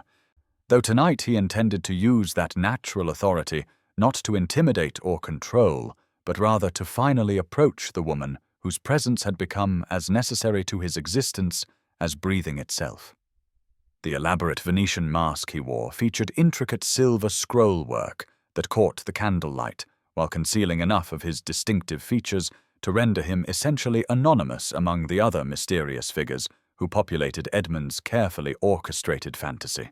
And for the first time in his adult life, Sebastian felt the liberating possibility of being seen for who he truly was, rather than the title and reputation that preceded him into every room he entered. Cordelia had arrived in a costume that transformed her into something between an earthly angel and a woodland fairy, her gown of shimmering gold silk catching the light with every movement, while her elaborate mask of white and gold feathers created an aura of otherworldly beauty that drew admiring glances from masked gentlemen whose identities remained tantalizingly hidden behind their own elaborate disguises. The freedom of anonymity had already begun to work its magic upon her usually reserved demeanor, allowing her to engage in conversations with mysterious strangers without the burden of social expectations that normally made every interaction a careful calculation of propriety and positioning. And she found herself genuinely enjoying the evening's festivities for the first time in months of tedious social obligations. When the orchestra began their opening selection, the familiar strains of Mozart's waltz in a minor filled the ballroom with such perfect timing that Cordelia wondered whether every musical encounter in her recent life had been leading toward this moment of magical convergence between her deepest desires and the mysterious forces that seemed to be orchestrating her romantic destiny with increasing boldness and sophistication. Sebastian approached her through the swirling crowd of masked dancers, with his heart hammering against his ribs in a rhythm that had nothing to do with the music, and everything to do with the knowledge that he was finally about to bridge the impossible distance he had maintained between them through weeks of anonymous courtship and desperate longing. The sight of her in the golden gown that made her dark hair gleam like silk in the candlelight, combined with the knowledge that tonight their conversation could proceed without the barriers of rank and social positioning that had kept him frozen in cowardly silence, filled him with a courage that felt both foreign and utterly natural, as though he were finally becoming the man he was meant to be rather than the emotionally crippled product of his father's brutal conditioning. "Madame," he said, offering the kind of elegant bow that years of ducal training had perfected while allowing his voice to carry the warmth and sincerity that he had never dared reveal in conventional social settings. "Would you honor me with this dance? I confess that the music seems to call for a partner whose grace matches its beauty, and you appear to be the only lady present whose movements could possibly do justice to Mozart's divine composition." Her response sent a thrill through him that had nothing to do with social triumph and everything to do with the recognition of a kindred spirit. Her eyes lighting with the genuine enthusiasm he had observed from afar but never been privileged to experience directly. "How perfectly you speak of music, sir," she replied, placing her gloved hand in his with a trust that made his chest tighten with unfamiliar emotion. "So few people understand that Mozart's waltzes are not mere entertainment, but rather conversations between souls who recognize beauty in its purest form. I should be delighted to dance with someone who appreciates the true artistry of such composition, rather than simply moving through the steps, because social obligation demands it." As they moved on to the dance floor, and Sebastian felt her hand rest lightly upon his shoulder, while his own settled at her waist with a reverence usually reserved for sacred objects, the rest of the world seemed to fade away until nothing existed but the music that surrounded them, and the perfect synchronization of their movements that felt less like learned steps and more like the natural expression of two souls who had finally found their missing halves. Their conversation flowed with the same effortless grace as their dancing, touching upon subjects that ranged from the philosophical implications of musical beauty to their shared love of literature and their dreams for lives that transcended the shallow pursuits that seemed to satisfy their contemporaries. And Sebastian found himself sharing thoughts and feelings that he had never voiced to another human being, while Cordelia responded with insights that revealed a depth of understanding he had only hoped existed beneath her politely reserved public persona. "Do you not find it strange?" she said as they moved through a particularly complex series of turns that required them to maintain eye contact while their bodies moved in perfect harmony, "that society expects us to choose our life partners based on such superficial considerations as wealth and social position, when the truly important questions about compatibility of mind and heart are never even explored. I have spent this entire season dancing with gentlemen who speak to me as though I were a beautiful but empty vessel designed solely to reflect their own importance, and I had begun to despair of ever finding someone who valued the contents of my thoughts more than the arrangement of my features." Her words struck Sebastian with such force that he momentarily forgot to breathe, the realization that this remarkable woman shared his own longing for authentic connection, making him feel as though every carefully constructed barrier around his heart was crumbling in the face of her unconscious honesty. "You speak my own thoughts with such perfect clarity that I wonder whether we might not be kindred spirits who have finally found each other after years of searching among people who mistake surface accomplishments for genuine substance," he replied, his voice carrying an intensity that made her eyes widen with surprise and something deeper that might have been recognition. "I have spent my entire adult life surrounded by individuals who value position over principle and wealth over wisdom, and I had begun to believe that genuine understanding between two people was nothing more than a romantic fantasy created by poets who had never experienced the disappointments of actual human relationships. Their waltz seemed to last for hours rather than minutes, each moment expanding to contain entire conversations about art and beauty and the possibility of finding true love in a world that seemed designed to prevent such miraculous connections. And when the music finally drew to its inevitable conclusion, both Sebastian and Cordelia felt as though they were awakening from the most beautiful dream either had ever experienced. Reluctant to break the spell that had transformed them from lonely individuals into two halves of a perfect whole, the stroke of midnight arrived with the inexorable finality of fate itself, bringing with it the moment that every masquerade ball guest both anticipated and dreaded, when the magical anonymity that had allowed hearts to speak freely would be stripped away to reveal the mundane realities of identity and social position that daylight society demanded. The orchestra paused in their playing as Lord Fairfax mounted the small platform that served as their stage, his voice carrying clearly through the suddenly hushed ballroom as he announced the traditional unmasking that would transform mysterious strangers back into familiar faces with all their attendant social baggage and predetermined relationships. Sebastian felt his heart racing with a mixture of anticipation and terror as he realized that the perfect evening he had shared with Cordelia was about to be subjected to the harsh light of revelation, yet some part of him hoped desperately that the connection they had forged through music and conversation might prove strong enough to survive the shock of discovering each other's true identities. Around them, other couples began the ritualistic removal of their disguises with varying degrees of excitement and apprehension, some revealing pleasant surprises, while others exposed the kind of social mismatches that would provide gossip for weeks to come, and Sebastian steeled himself for whatever reaction Cordelia might have when she discovered that her perfect partner had been the very man whose presence at social gatherings she had seemed to find so unsettling during their previous encounters. When he reached up to remove his own mask, Sebastian's hands trembled slightly with the knowledge that he was about to either fulfill his deepest dreams or destroy his last hope for the kind of love he had thought beyond his reach.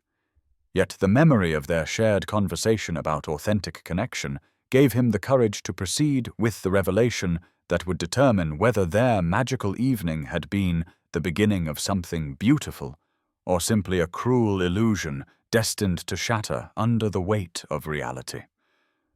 The sight of his familiar features emerging from behind the silver and black mask seemed to strike Cordelia with the force of a physical blow,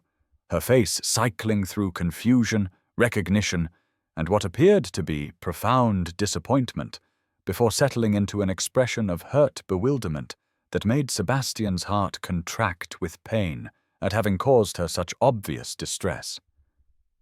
"Your Grace," she said, her voice barely above a whisper as she took an involuntary step backward, her own mask dangling forgotten from nerveless fingers while her eyes searched his face as though looking for some explanation that might make sense of what felt like an elaborate deception rather than the romantic revelation he had hoped it might represent. "I do not understand how you could have known so perfectly what to say to touch my heart when you have never before shown the slightest interest in conversing with me beyond the most superficial social pleasantries required by common courtesy."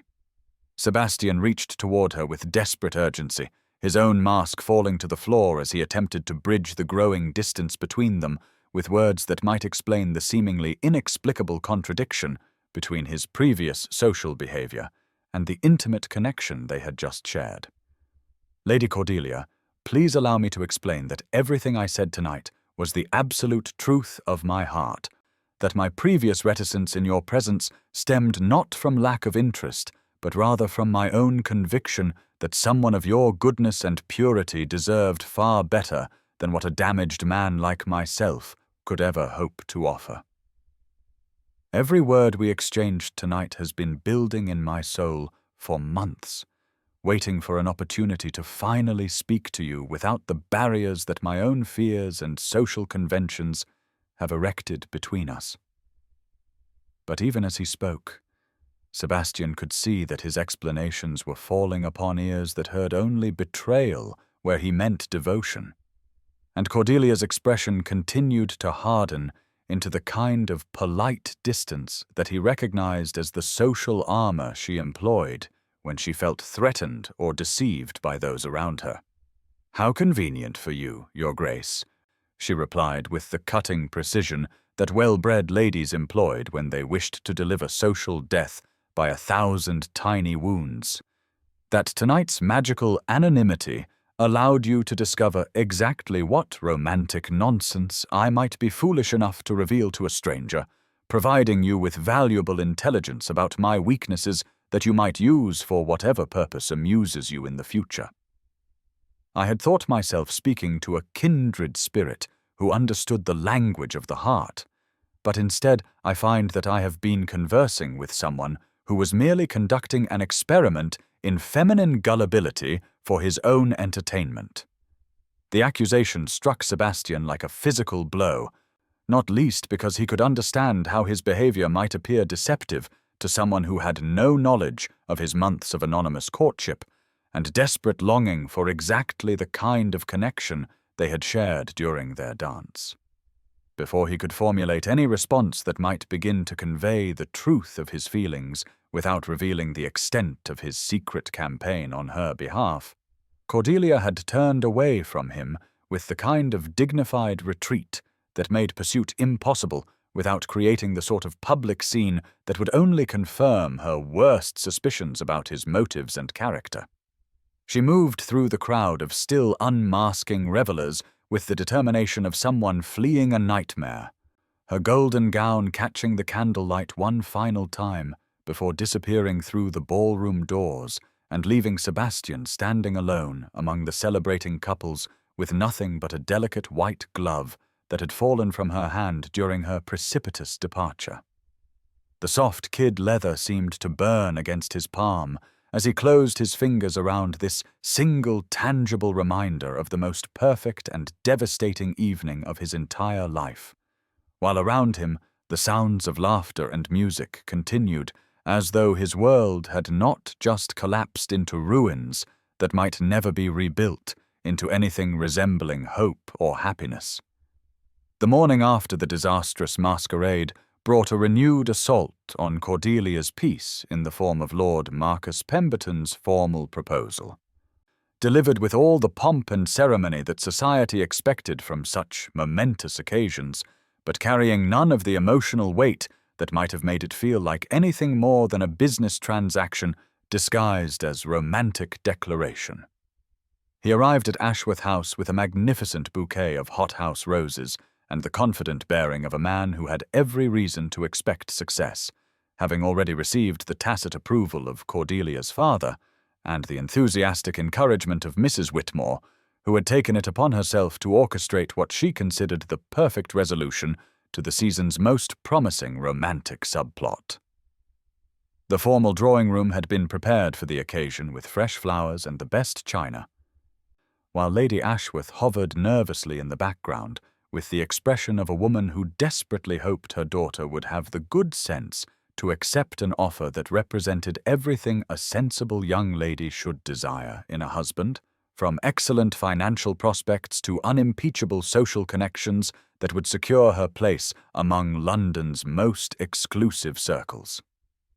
Lord Marcus himself seemed supremely confident as he launched into what was clearly a carefully rehearsed speech about his deep affection for Cordelia and his certainty that they would create a marriage based on mutual respect and shared social aspirations,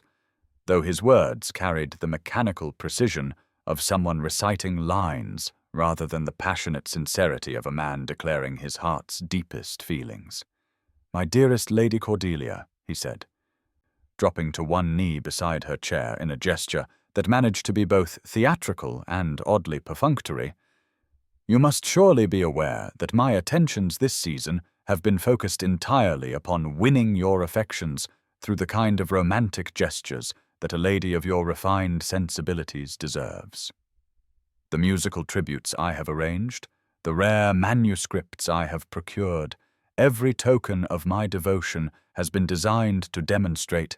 that I understand and appreciate the depth of your artistic nature in ways that lesser suitors never could. Our marriage would unite two of London's most respected families while providing you with the kind of cultured household where your love of music and literature could flourish under the protection of a husband who shares your appreciation for the finer things in life." Cordelia listened to this proposal with the sinking realization that she was being offered exactly the kind of marriage that society considered ideal, yet feeling no corresponding surge of joy or gratitude for such advantageous attention, instead finding herself comparing Lord Marcus's mechanical courtship to the magical connection she had experienced during the previous evening's waltz before the devastating revelation of her partner's true identity had shattered her dreams of finding genuine love. The memory of that perfect dance and the cruel disappointment that had followed made Lord Marcus's claim of romantic understanding feel hollow and false. Yet the expectant faces around her suggested that any hesitation on her part would be viewed as foolish ingratitude rather than legitimate emotional reservation about accepting a loveless marriage. "I am deeply honored by your proposal, Lord Marcus," she replied, with the kind of diplomatic precision that allowed her to acknowledge his offer without actually accepting it, "though I hope you will understand that such an important decision requires careful consideration of all the factors involved in creating a successful marriage. Your attentions have indeed been most flattering, and I recognize the advantages that such an alliance would bring to both our families. Yet I find myself hoping for a few days to contemplate the magnitude of what you are proposing before giving you the answer that such a serious matter deserves." Her father's expression suggested that he found even this modest delay unnecessarily dramatic, while Mrs. Whitmore looked positively scandalized at the idea that any sensible young woman would require time to consider such an obviously advantageous proposal. Yet Lord Marcus himself seemed perfectly confident that Cordelia's hesitation represented nothing more than the kind of maidenly modesty that society expected from properly bred young ladies when confronted with offers of marriage. "Of course, my dear," he replied with the patronizing smile of a man who believed himself irresistible to feminine sensibilities. "Such momentous decisions do indeed deserve careful reflection, and I admire your thoughtful approach to matters of such importance. Take all the time you need to accustom yourself to the idea of becoming my wife. Though I confess that my own eagerness makes even a brief delay feel like an eternity when I contemplate the happiness that awaits us both. The conversation might have continued in this vein indefinitely, with Lord Marcus growing increasingly confident, while Cordelia searched desperately for some graceful way to extend her delaying tactics,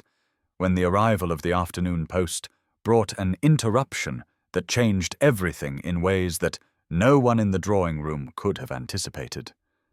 The butler approached with his usual dignified bearing, carrying a package wrapped in brown paper and bearing no return address, which he presented to Cordelia with the kind of carefully neutral expression that suggested he had grown accustomed to such mysterious deliveries over the past several weeks. As Cordelia unwrapped the package with trembling fingers, her heart began to race with a mixture of hope and confusion that made it difficult to maintain her composure under the curious gazes of her assembled family and suitor, for within the ordinary brown paper lay something so extraordinary and thoughtful that it could never have originated from the man who had just claimed credit for all her recent musical gifts. The complete piano works of Mozart, bound in the finest leather and printed by the most exclusive music publishers in Vienna,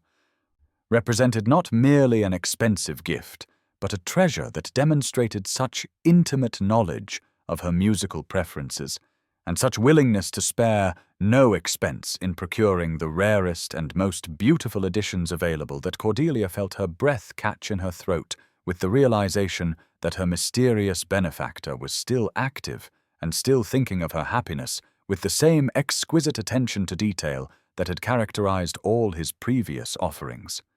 Lord Marcus, observing her reaction to what he assumed was simply another of his own romantic gestures, smirked with satisfied pride at what he interpreted as overwhelming gratitude for his thoughtfulness, completely oblivious to the fact that Cordelia's trembling hands and wide eyes reflected not appreciation for his generosity, but rather the dawning recognition that someone other than the man kneeling beside her chair possessed both the musical sophistication and financial resources necessary to orchestrate the elaborate courtship that had brought such magic into her recent days.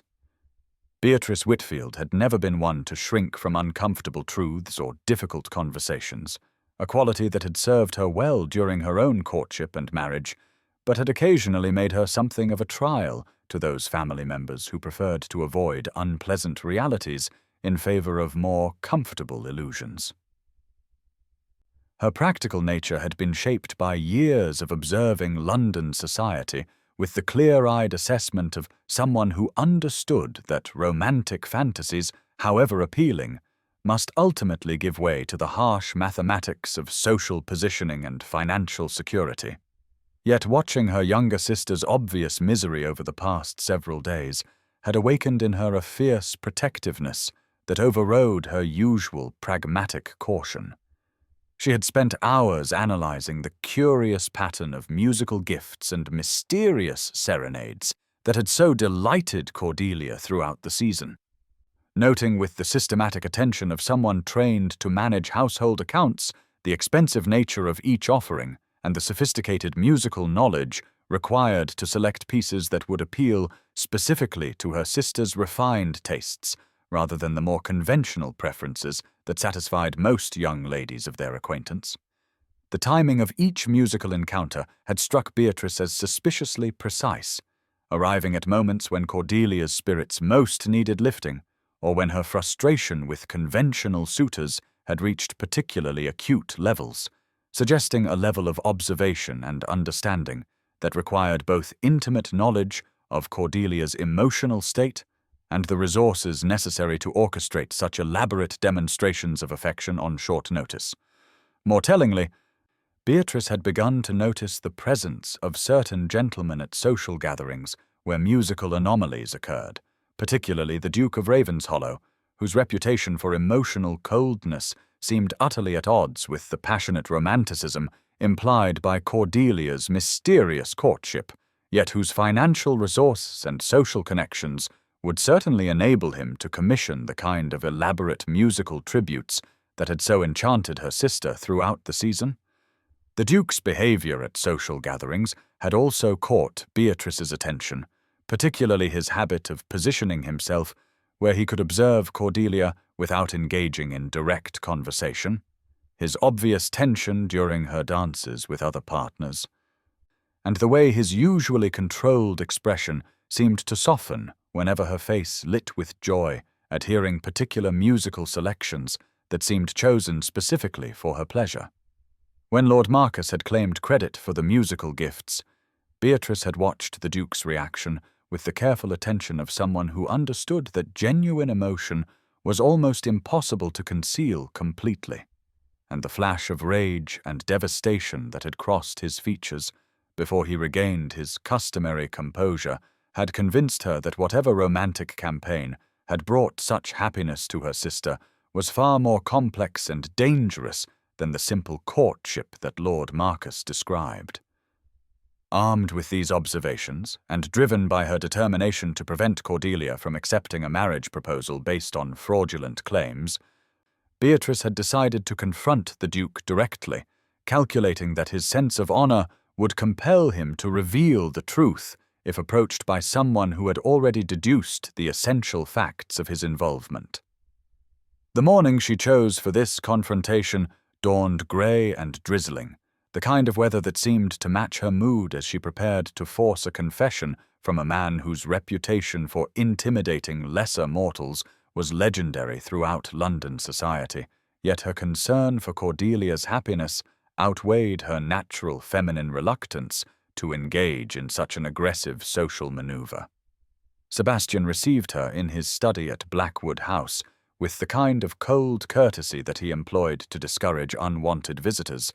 his tall frame rigid with the defensive tension that years of emotional conditioning had taught him to adopt whenever he sensed potential threats to his carefully maintained privacy. Yet something in Beatrice's determined expression suggested that this particular conversation would not be easily deflected through his usual methods of aristocratic intimidation. "Lady Whitfield," he said with the precise formality that could make even simple greetings sound like dismissals, "to what do I owe the unexpected pleasure of your visit? I trust that you and your family are well, and that there is no crisis requiring my assistance, though I confess myself puzzled as to what business we might have that could not be conducted through more conventional channels of communication." Beatrice settled herself in the chair across from his desk, with the kind of determined composure that suggested she had no intention of being intimidated by his obvious attempt to establish psychological dominance through formal distance and barely concealed hostility. "Your Grace," she replied with the direct honesty that had always characterized her approach to difficult situations, "I have come to discuss a matter that concerns both your welfare and that of my sister, specifically the elaborate deception that has been perpetrated regarding her recent musical courtship, and the damage that your continued silence may inflict upon two people who deserve far better than the misery that currently defines their daily existence.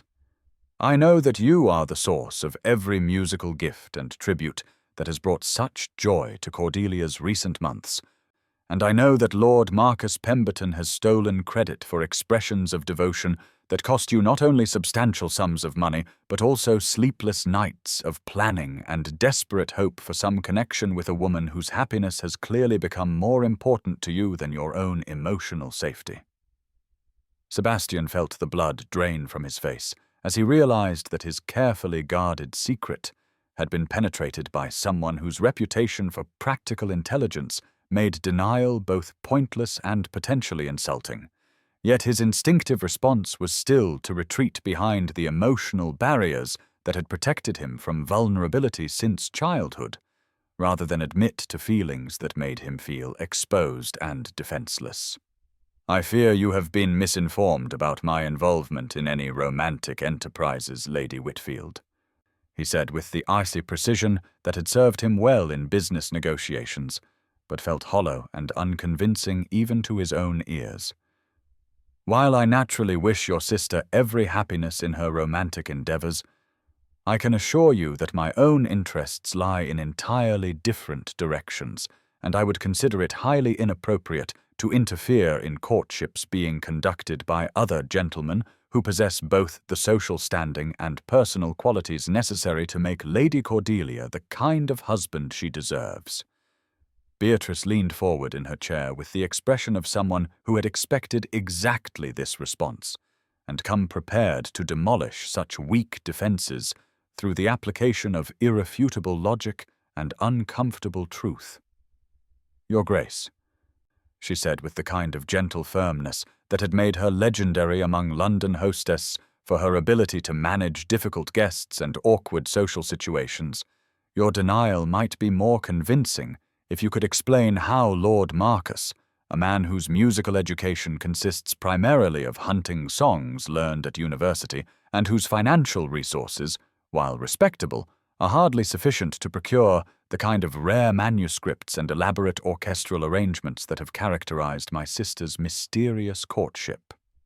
Furthermore, I have observed your behavior at social gatherings with the attention of someone who understands that genuine emotion is almost impossible to conceal completely, and your obvious tension whenever Cordelia dances with other partners, combined with your careful positioning to observe her reactions to various musical selections, suggests a level of personal investment that extends far beyond polite social interest in the welfare of an acquaintance's sister. She paused to allow these observations to sink in before delivering what she clearly intended as the decisive blow to his remaining defenses. "More importantly, Your Grace, I watched your face when Lord Marcus claimed credit for gifts that you had obviously provided, and the expression of rage and devastation that you could not quite conceal convinced me that whatever noble motives drive your continued silence, they are causing unnecessary suffering for two people who might find happiness together if they could overcome the barriers that fear and social convention have erected between them." Giuseppe Moratini had spent the days following Lord Marcus's public claim of responsibility for the musical tributes, wrestling with a conscience that would no longer allow him to remain silent about a deception that was causing obvious pain to the very people his artistry was meant to serve. His years as a professional musician had taught him to value both discretion and the generous patronage that allowed him to pursue his craft without financial anxiety. Yet watching Lady Cordelia's obvious confusion and distress over the past week had awakened in him the kind of moral discomfort that made continued complicity in Lord Marcus's fraud feel like a betrayal of everything he believed about the sacred relationship between music and truth. The substantial payments he had received from the Duke of Ravenshollow represented more money than he typically earned in an entire season, yet the maestro found himself increasingly troubled by the knowledge that his silence was allowing an innocent young woman to accept the attentions of a man whose claims were built entirely upon lies and theft of another's romantic devotion. Sebastian's passionate instructions about the specific pieces to be performed and the precise emotional effects he hoped to achieve had revealed a depth of feeling and musical understanding that Giuseppe recognized as genuine artistic sensitivity rather than mere wealthy dilettantism,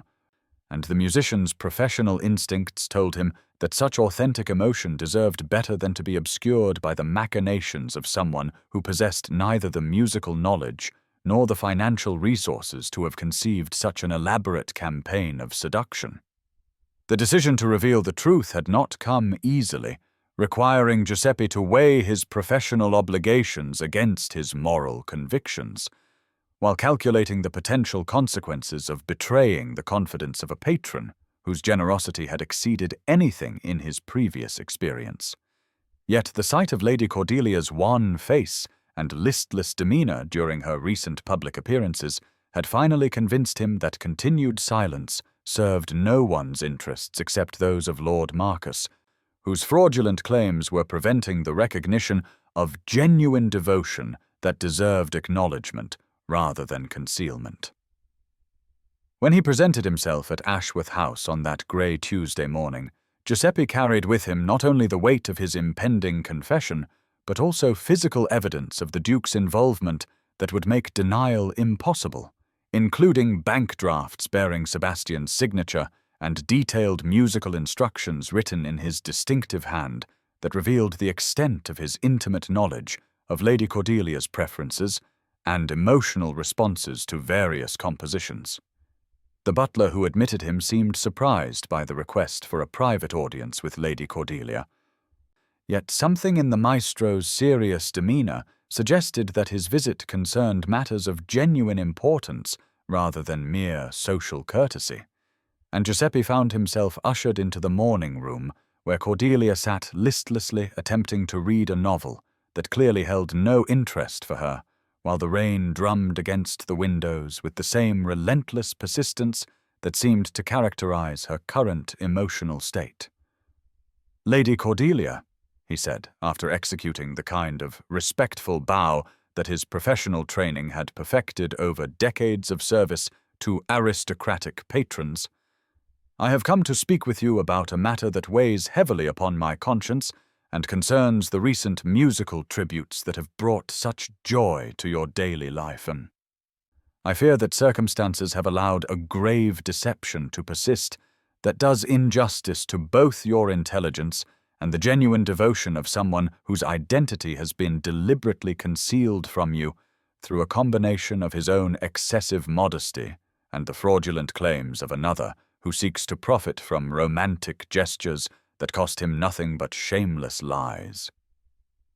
Cordelia looked up from her book with the kind of weary attention that suggested she had grown accustomed to disappointment and no longer expected pleasant surprises from unexpected visitors. Yet something in Giuseppe's earnest expression awakened in her a flicker of the curiosity that had been notably absent from her demeanour since the disastrous masquerade ball. "Mr. Moratini," she said with the polite interest that good breeding required even when one's heart was too heavy for genuine enthusiasm, "I confess myself intrigued by your mention of deception, though I hope you will understand that recent events have left me somewhat skeptical about claims concerning mysterious, romantic devotions and their true sources. If you have information that might clarify the confusion that has surrounded my recent musical gifts, I would indeed be grateful to hear whatever truth you might be able to provide." Giuseppe withdrew from his portfolio the bank drafts and written instructions that represented irrefutable proof of Sebastian's involvement,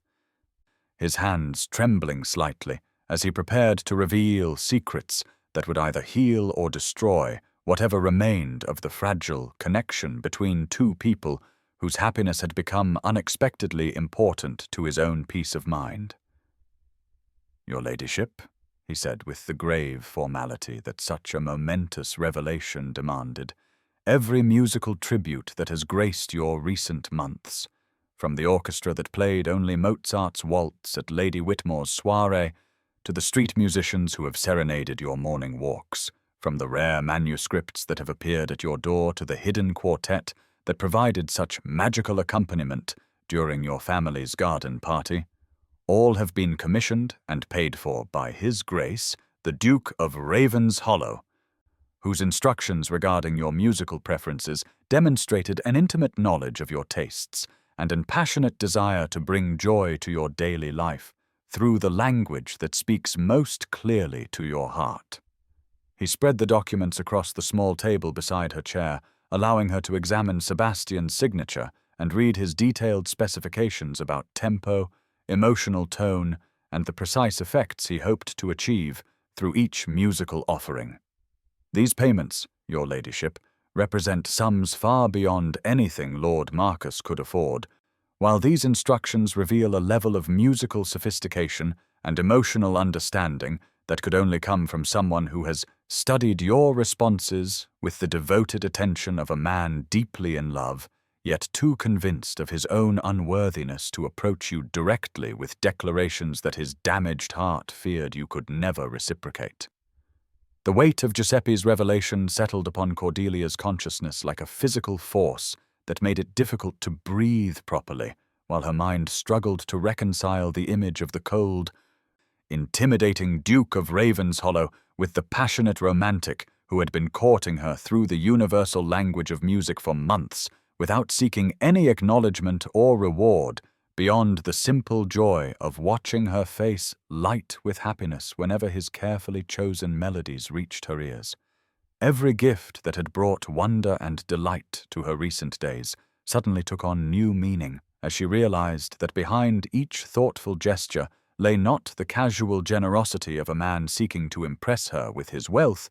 but rather the desperate devotion of someone who understood her soul deeply enough to speak to it through the only medium that could convey the depth of feelings too complex and overwhelming for ordinary words to express adequately.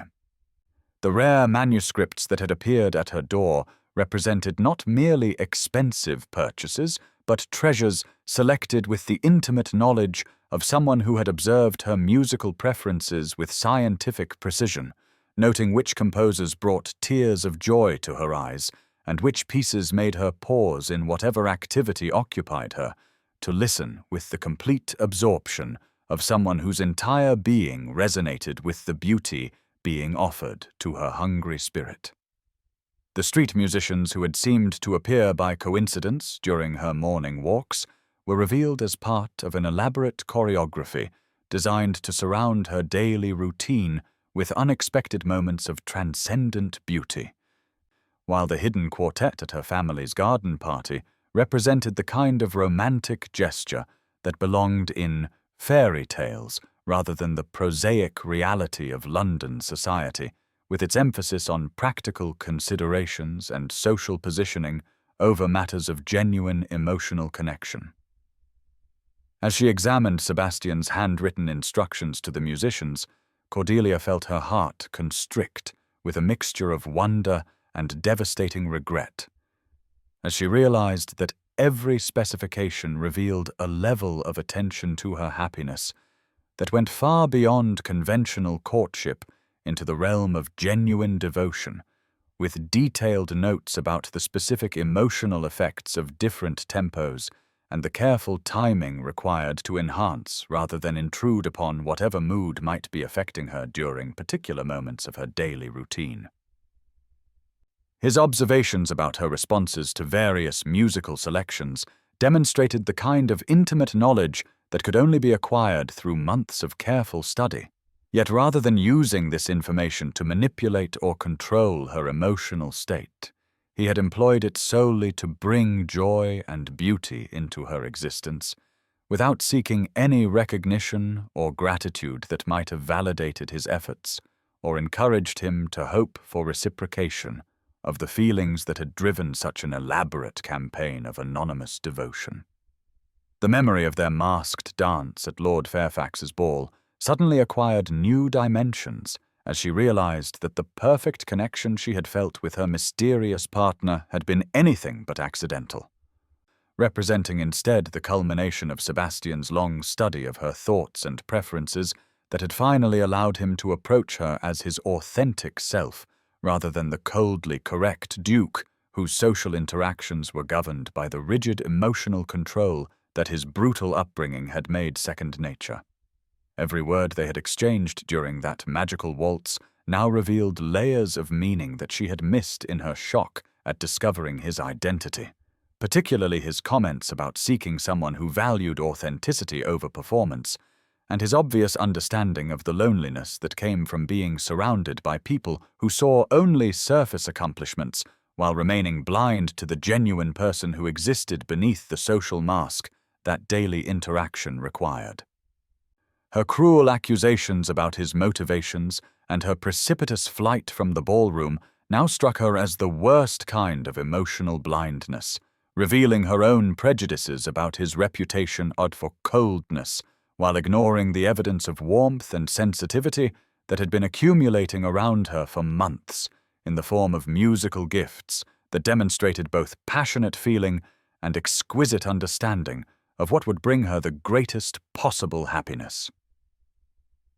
The realization that she had wounded someone whose devotion had been so complete and selfless that he had never sought credit or recognition for gestures that had transformed her daily existence from tedious social obligation into something approaching magical adventure, filled her with a remorse so intense that she found herself trembling with the need to somehow undo the damage her ignorance and fear had inflicted upon the one person who had seen past her social position to understand and cherish the authentic woman who longed for exactly the kind of connection he had been offering through his elaborate musical courtship. Sebastian's preparation for departure from London had become the focus of all his remaining energy, providing him with practical tasks that offered temporary distraction from the emotional devastation that threatened to overwhelm him whenever he allowed his thoughts to dwell upon the magical evening that had ended so disastrously, or the hopeless future that stretched before him without even the comfort of watching Cordelia's happiness from afar. His instructions to his valet regarding the packing of his personal effects carried the mechanical precision of someone going through familiar motions while his mind remained elsewhere. Focusing on details of travel arrangements and estate business that would require his attention once he retreated to Ravenshollow Castle, where physical distance might eventually dull the sharp edges of a pain that currently made ordinary breathing feel like a conscious effort requiring more strength than he possessed. The decision to abandon London represented not mere tactical retreat, but rather complete surrender of the hope that had sustained him through months of anonymous courtship, the final acknowledgement that his father's lessons about his fundamental unworthiness had been accurate despite the brief period when Cordelia's musical joy had made him believe that love might indeed possess the power to transform even the most damaged soul into something capable of inspiring genuine affection rather than mere social tolerance. The news of Sebastian's grand musical farewell reached Cordelia through her maid, who had heard it from the cook, who had learned it from the butcher's boy, who had been present when the Duke's steward made arrangements for what was being whispered about throughout London as the most extravagant private concert in living memory. The entire Covent Garden Opera House had been hired for a single evening's performance featuring Mozart's complete works, with every seat left empty save one reserved box where an invitation bearing Cordelia's name waited with the kind of elegant script that suggested this would be the final communication she would ever receive. From the man whose anonymous devotion had transformed her understanding of what love might look like when expressed through actions rather than words. The magnitude of such a gesture struck her with the force of revelation as she realized that Sebastian intended this concert not as a romantic overture, but rather as a farewell gift of such breathtaking generosity that it would serve as both apology for whatever pain his deception might have caused and benediction for whatever happiness she might find with the conventional suitor whose fraudulent claims had driven the true source of her musical joy into eggs from the very city that contained everything he apparently valued most in life. Her hands trembling as she read the simple card that accompanied the invitation, Cordelia felt the full weight of her own blindness settling upon her conscience like lead as she understood that her accusations of manipulation and her cruel flight from the masquerade ball had convinced Sebastian that his love was not merely unrequited but actively unwelcome, driving him to plan this elaborate musical farewell as the final gesture of a campaign that had been motivated not by aristocratic arrogance, but by the kind of selfless devotion that sought only her happiness, regardless of the cost to his own emotional well-being. The concert was scheduled to begin at 8 o'clock that very evening, with Sebastian apparently intending to depart London immediately afterward to return to his estates where distance and solitude might eventually heal wounds that proximity to the source of his unrequited passion would only deepen with each passing day. And Cordelia realized with dawning horror that she had perhaps only hours to prevent a catastrophe that would separate them forever, while leaving both to wonder what might have been possible if fear and misunderstanding had not proven more powerful than the connection that music had revealed between their souls. The carriage ride to Covent Garden felt both endless and terrifyingly brief, as Cordelia wrestled with the knowledge that she was about to confront not only Sebastian's feelings, but also her own, including emotions that she had been too proud and too frightened to acknowledge, even to herself during the weeks when his anonymous courtship had filled her days with wonder and her nights with dreams of finding someone who understood the language of her heart well enough to court her through the medium that spoke most directly to everything she valued about beauty and transcendence, and the possibility of genuine connection between two people who shared a passion for something larger than the mundane concerns that seemed to satisfy most of their contemporaries.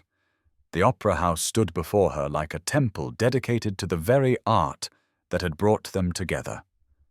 Its imposing facade lit by torches that cast dancing shadows across the entrance, where liveried footmen waited to escort the single anticipated audience member to her reserved seat. Yet Cordelia found herself hesitating at the threshold, as she realized that whatever happened within those walls would determine not only the immediate future of two people who had been circling each other for months, but also the fundamental direction that the rest of her life would take, depending upon whether courage or cowardice proved stronger when confronted with the possibility of a love that transcended conventional social arrangements in favor of something infinitely more dangerous and potentially more rewarding. The interior of the opera house had been transformed into something approaching a cathedral of music, with hundreds of candles providing illumination that seemed to make the very air shimmer, while the orchestra tuned their instruments in preparation for a performance that would be witnessed by an audience of one, though Cordelia suspected that the true purpose of this evening had nothing to do with her presence, and everything to do with Sebastian's need to express through music the feelings that social convention and personal fear had prevented him from declaring through more conventional means. As she made her way through corridors that echoed with the distant sounds of musical preparation, Cordelia felt her resolution strengthening with each step that brought her closer to a confrontation that would require her to risk everything she had been taught to value about security and social position in favor of pursuing a connection that might lead to either transcendent happiness or devastating disappointment.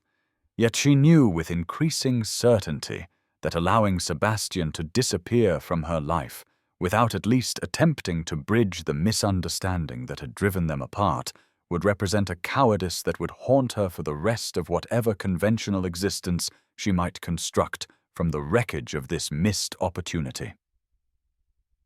The moment she entered the main auditorium and saw the orchestra arranged upon the stage, with their instruments gleaming in the candlelight, while hundreds of empty seats waited in silent testimony to the extravagance of a gesture intended for her alone, Cordelia felt her breath catch with the realization that she was witnessing the physical manifestation of a love so complete and generous that it sought to create beauty for her enjoyment without requiring anything in return except the knowledge that somewhere in London a woman who appreciated Mozart would spend one perfect evening surrounded by music that had been chosen specifically to honor everything about her that the giver found worthy of celebration.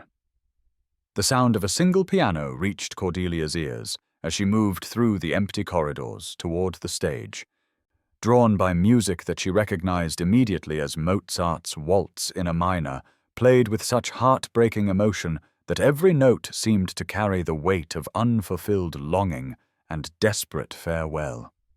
Following the melody through passages that grew progressively more intimate as she approached its source, Cordelia felt her heart racing with the anticipation of finally confronting the man whose anonymous devotion had taught her more about the nature of genuine love than all the conventional courtships she had endured during her years in London society. Yet she found herself moving with deliberate slowness, as though some part of her understood that whatever words passed between them in the next few minutes would determine whether the story that had begun with a waltz would end in tragedy or transformation. The sight that greeted her as she finally reached the stage area struck her with such powerful emotion that she had to pause in the shadows to compose herself before revealing her presence to the solitary figure seated at the grand piano that dominated the center of the performance space. Sebastian sat with his back to her, his tall frame bent over the keyboard with the kind of complete absorption that suggested he had forgotten everything except the music flowing from beneath his fingers, and Cordelia realized that she was witnessing something infinitely more intimate than any declaration of love she had ever heard spoken aloud.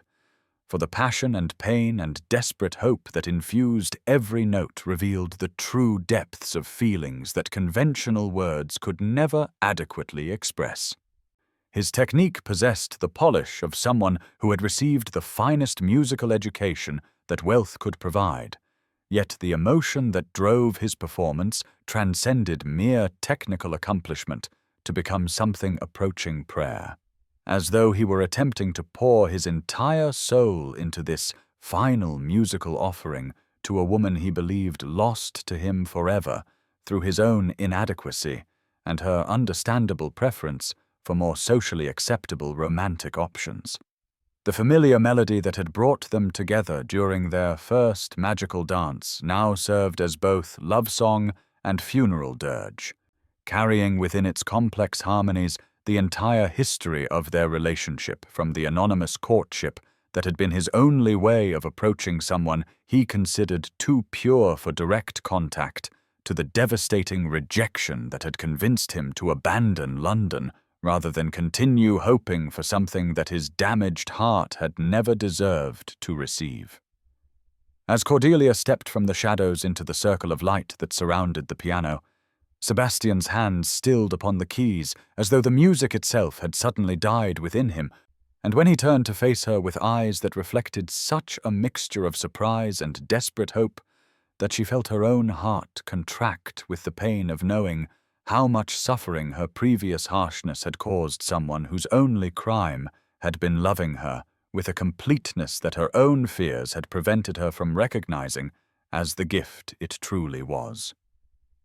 "Lady Cordelia," he said, his voice carrying the kind of careful control that suggested he was struggling to master emotions that threatened to overwhelm his ability to maintain the social composure that years of ducal training had made automatic. "I had not expected that you would choose to attend this evening's performance, though I confess that having you here makes this farewell infinitely more perfect than I had dared to hope when I arranged for these final musical offerings to be performed in your honor. I hope that you will not find the presumption offensive, for I wished only to create one last opportunity to speak to your heart in the only language that has ever allowed me to express the feelings that conventional words have proven inadequate to convey with the honesty and depth that such emotions deserve, sir." Cordelia moved closer to the piano, with steps that felt both inevitable and terrifying, as she prepared to risk everything upon a declaration that would either heal the wounds that misunderstanding had inflicted upon both their hearts, or confirm that the magical connection she had felt during their masked dance had been nothing more than wishful thinking on the part of two lonely people who had mistaken temporary compatibility for something deeper and more enduring. "Sebastian," she said, allowing herself to use his given name for the first time, while her voice carried the tremor of someone speaking truths that had taken tremendous courage to acknowledge even to herself.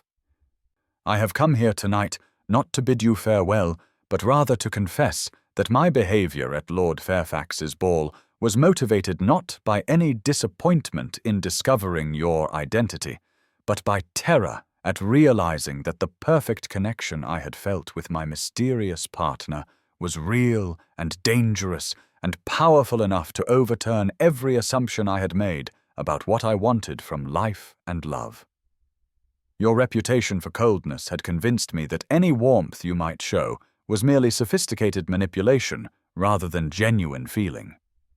Yet Giuseppe Moratini's revelations about your musical campaign have forced me to confront the truth that my own prejudices blinded me to evidence of devotion that has been accumulating around me for months in forms so beautiful and thoughtful. that they could only have originated from someone who understood my soul deeply enough to court it through the medium that speaks most directly to everything I value about beauty and transcendence.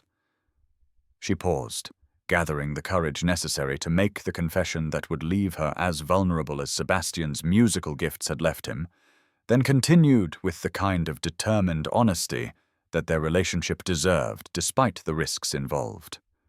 I have been afraid of loving you, not because you are unworthy, but because your social position and personal magnetism might overwhelm my own identity in ways that would leave me feeling like nothing more than an ornament to enhance your ducal consequence rather than a partner whose thoughts and feelings matter independently of their utility in reflecting glory upon your name and lineage.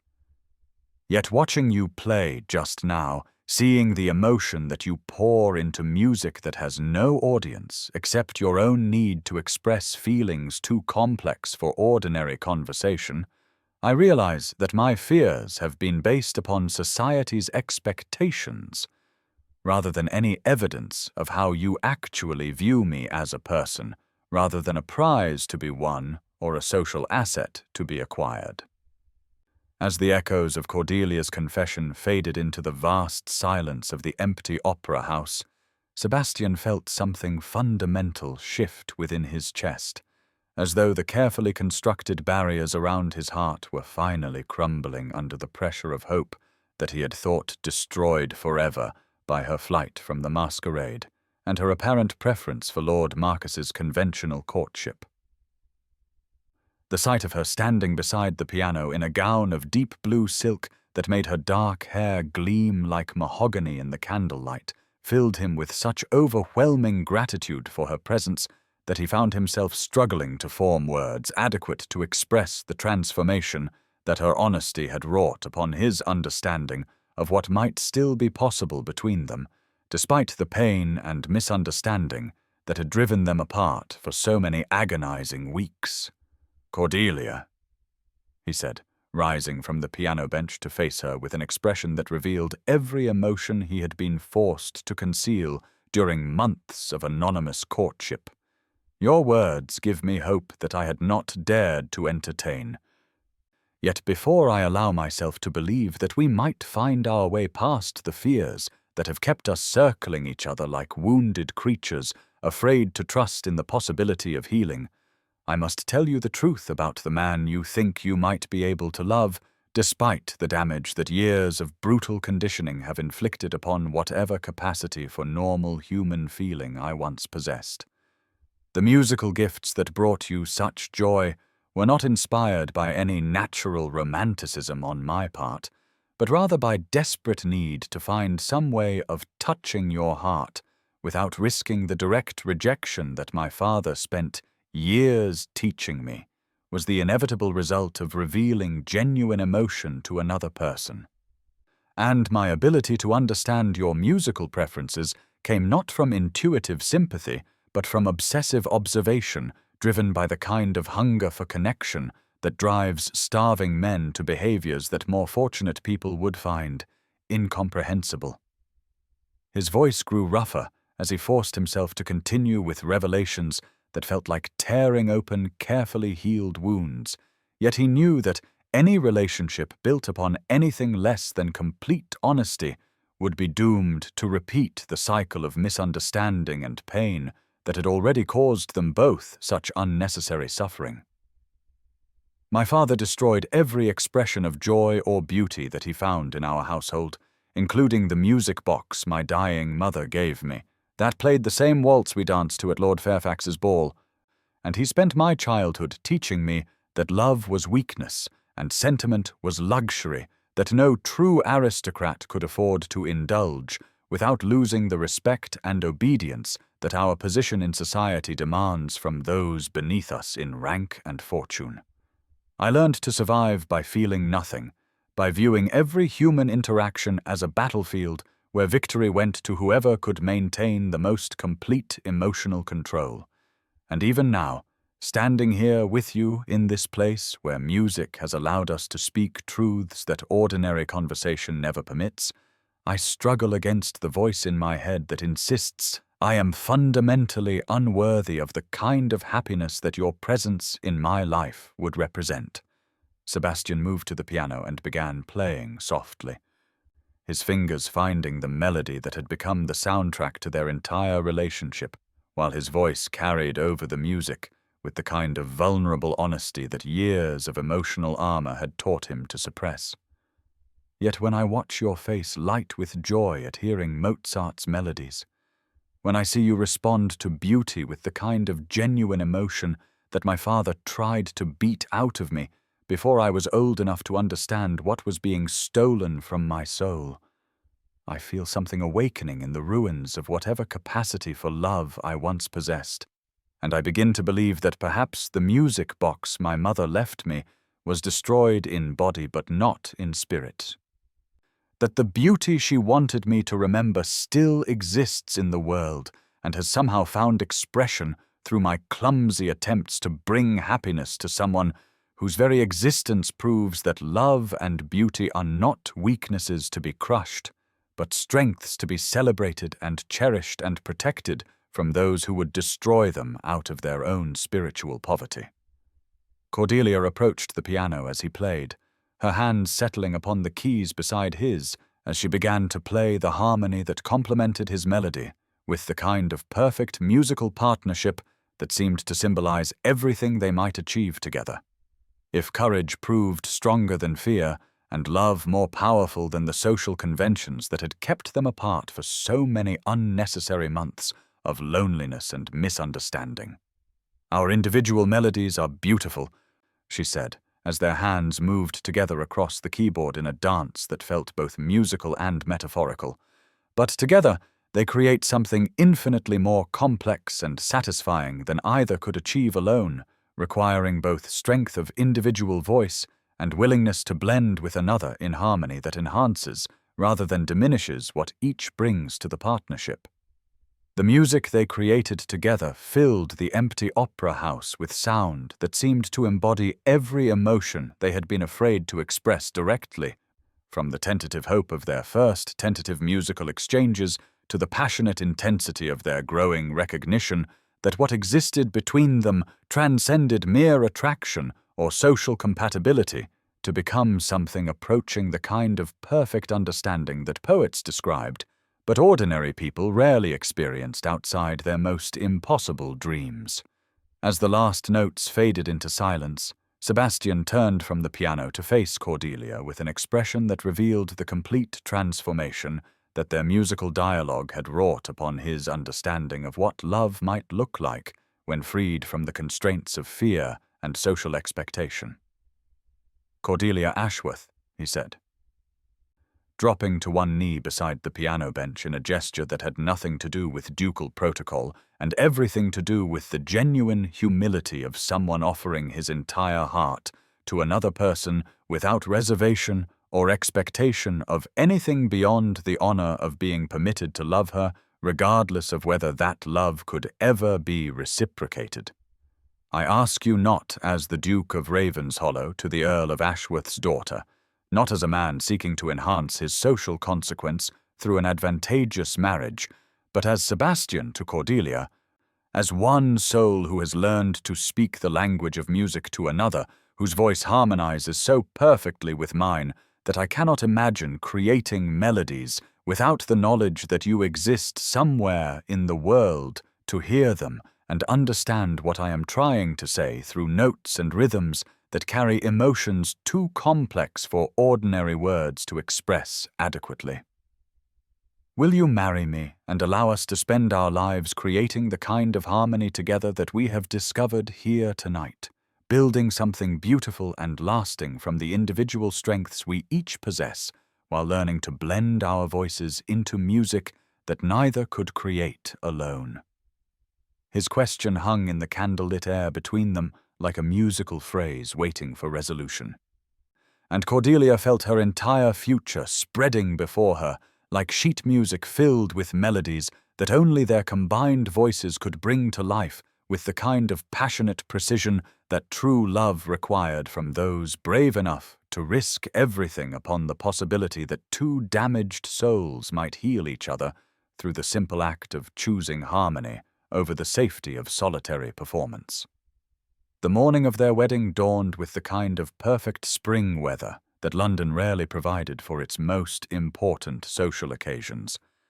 Yet the gentle sunshine streaming through the tall windows of Ashworth House seemed to illuminate not merely the carefully arranged flowers and elegant preparations, but also the transformation that 3 months of honest courtship had wrought upon two people who had finally learned to trust in the possibility that love might indeed prove stronger than the fears and social conventions that had kept them apart for so many unnecessary weeks of misunderstanding and pain.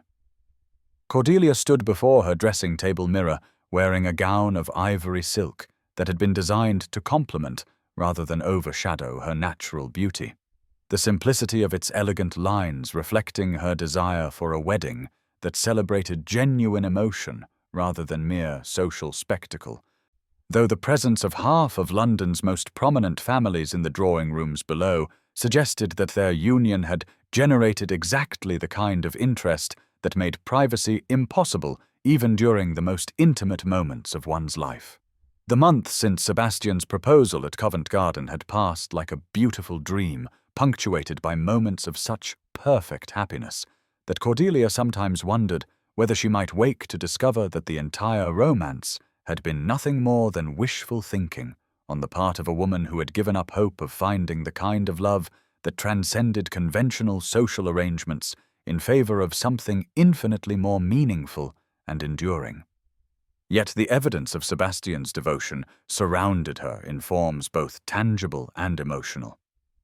From the daily delivery of flowers accompanied by quotations from her favorite poets to the evening conversations that revealed new layers of compatibility and understanding with each passing day,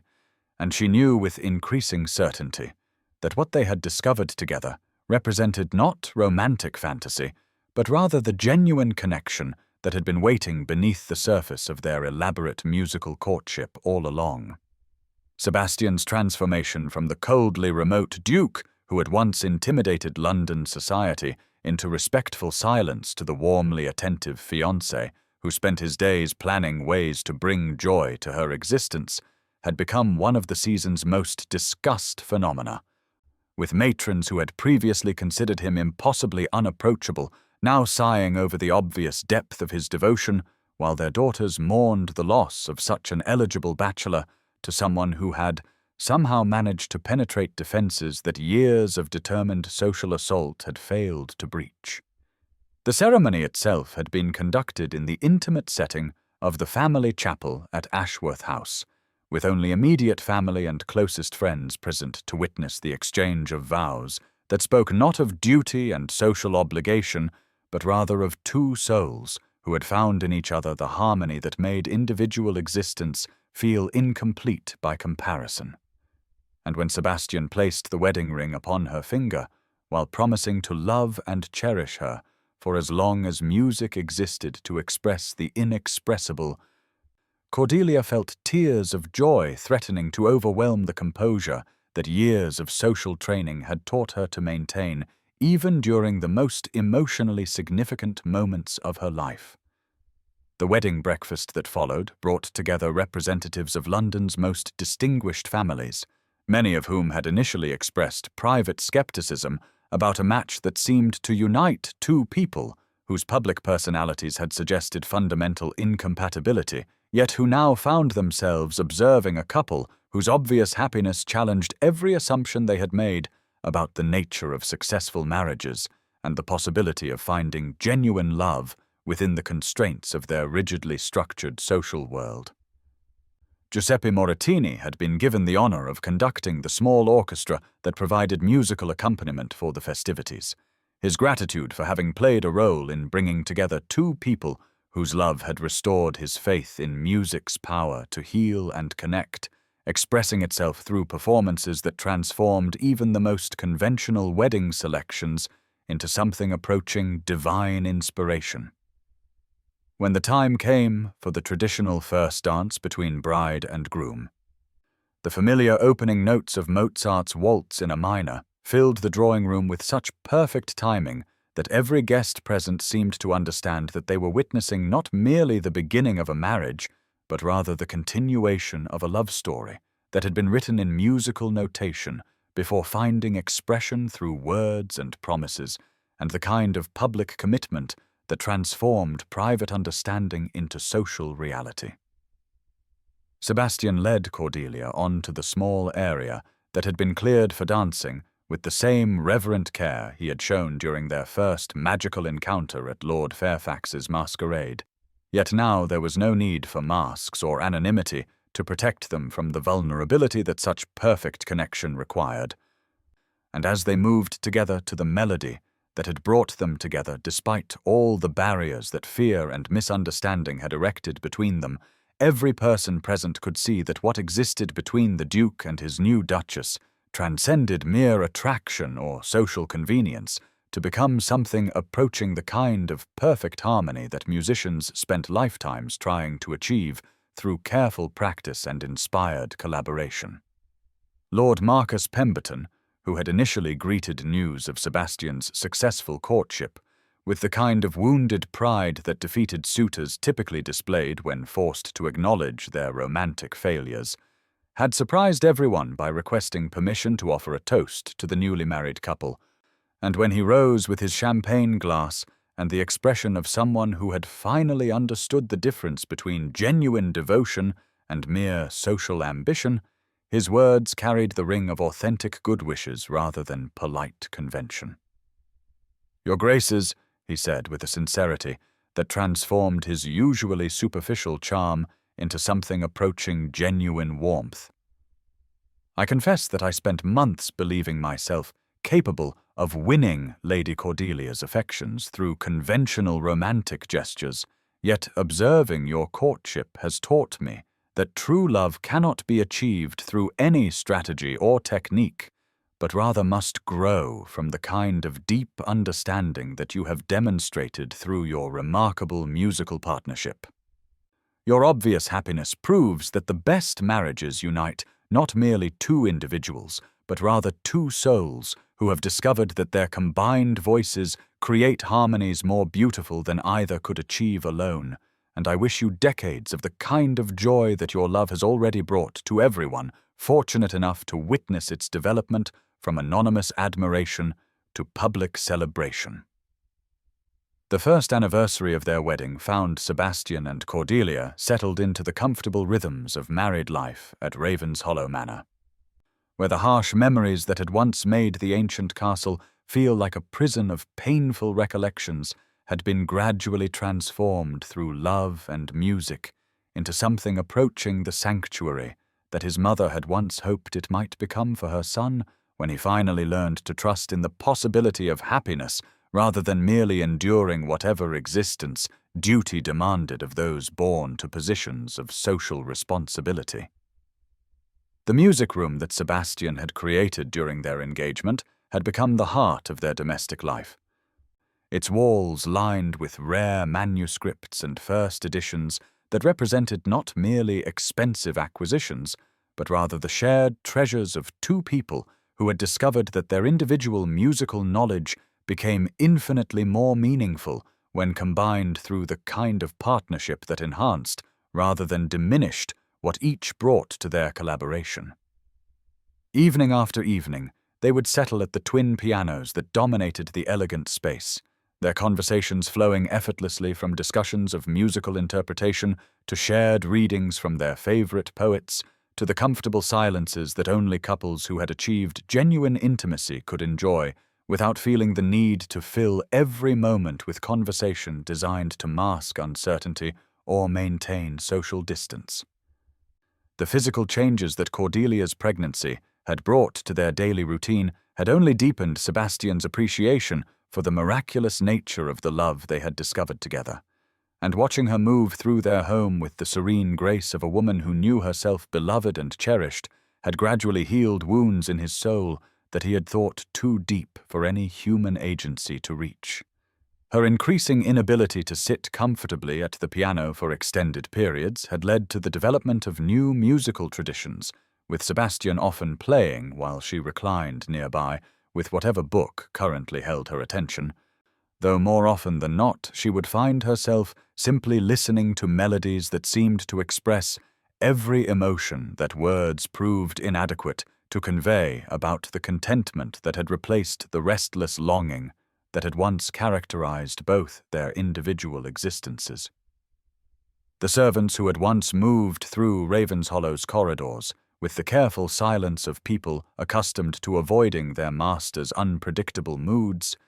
now went about their duties with the relaxed efficiency of a well-run household where kindness and consideration had replaced the fear and tension that Sebastian's father had maintained through deliberate cruelty disguised as aristocratic dignity. Mrs. Henderson, the housekeeper who had served the Blackwood family for nearly 3 decades, had confided to the cook that she had never seen His Grace smile with genuine happiness until Her Grace's presence had transformed the castle from a monument to past sorrows into a home where laughter and music created an atmosphere that made even the most routine domestic tasks feel like privileges rather than burdens. The nursery that was being prepared for their expected child had become Sebastian's special project, with every detail chosen to create an environment that would nurture rather than suppress whatever capacity for joy and beauty their son or daughter might inherit from parents who had learned through painful experience that love was not weakness but rather the greatest strength that human beings could possess when properly understood and courageously expressed. The walls had been painted in soft colors that would provide visual harmony without overwhelming young eyes, while carefully selected toys and books waited to stimulate imagination rather than merely occupy attention, and Sebastian found himself anticipating fatherhood with the kind of eager hope that his own brutal childhood had taught him was dangerous, yet which Cordelia's love had gradually made possible despite years of conditioning designed to prevent exactly such vulnerability to happiness and its potential disappointments. Their correspondence with friends in London brought regular reports of social developments and romantic scandals that seemed to belong to a different world from the peaceful existence they had created at Ravenshollow.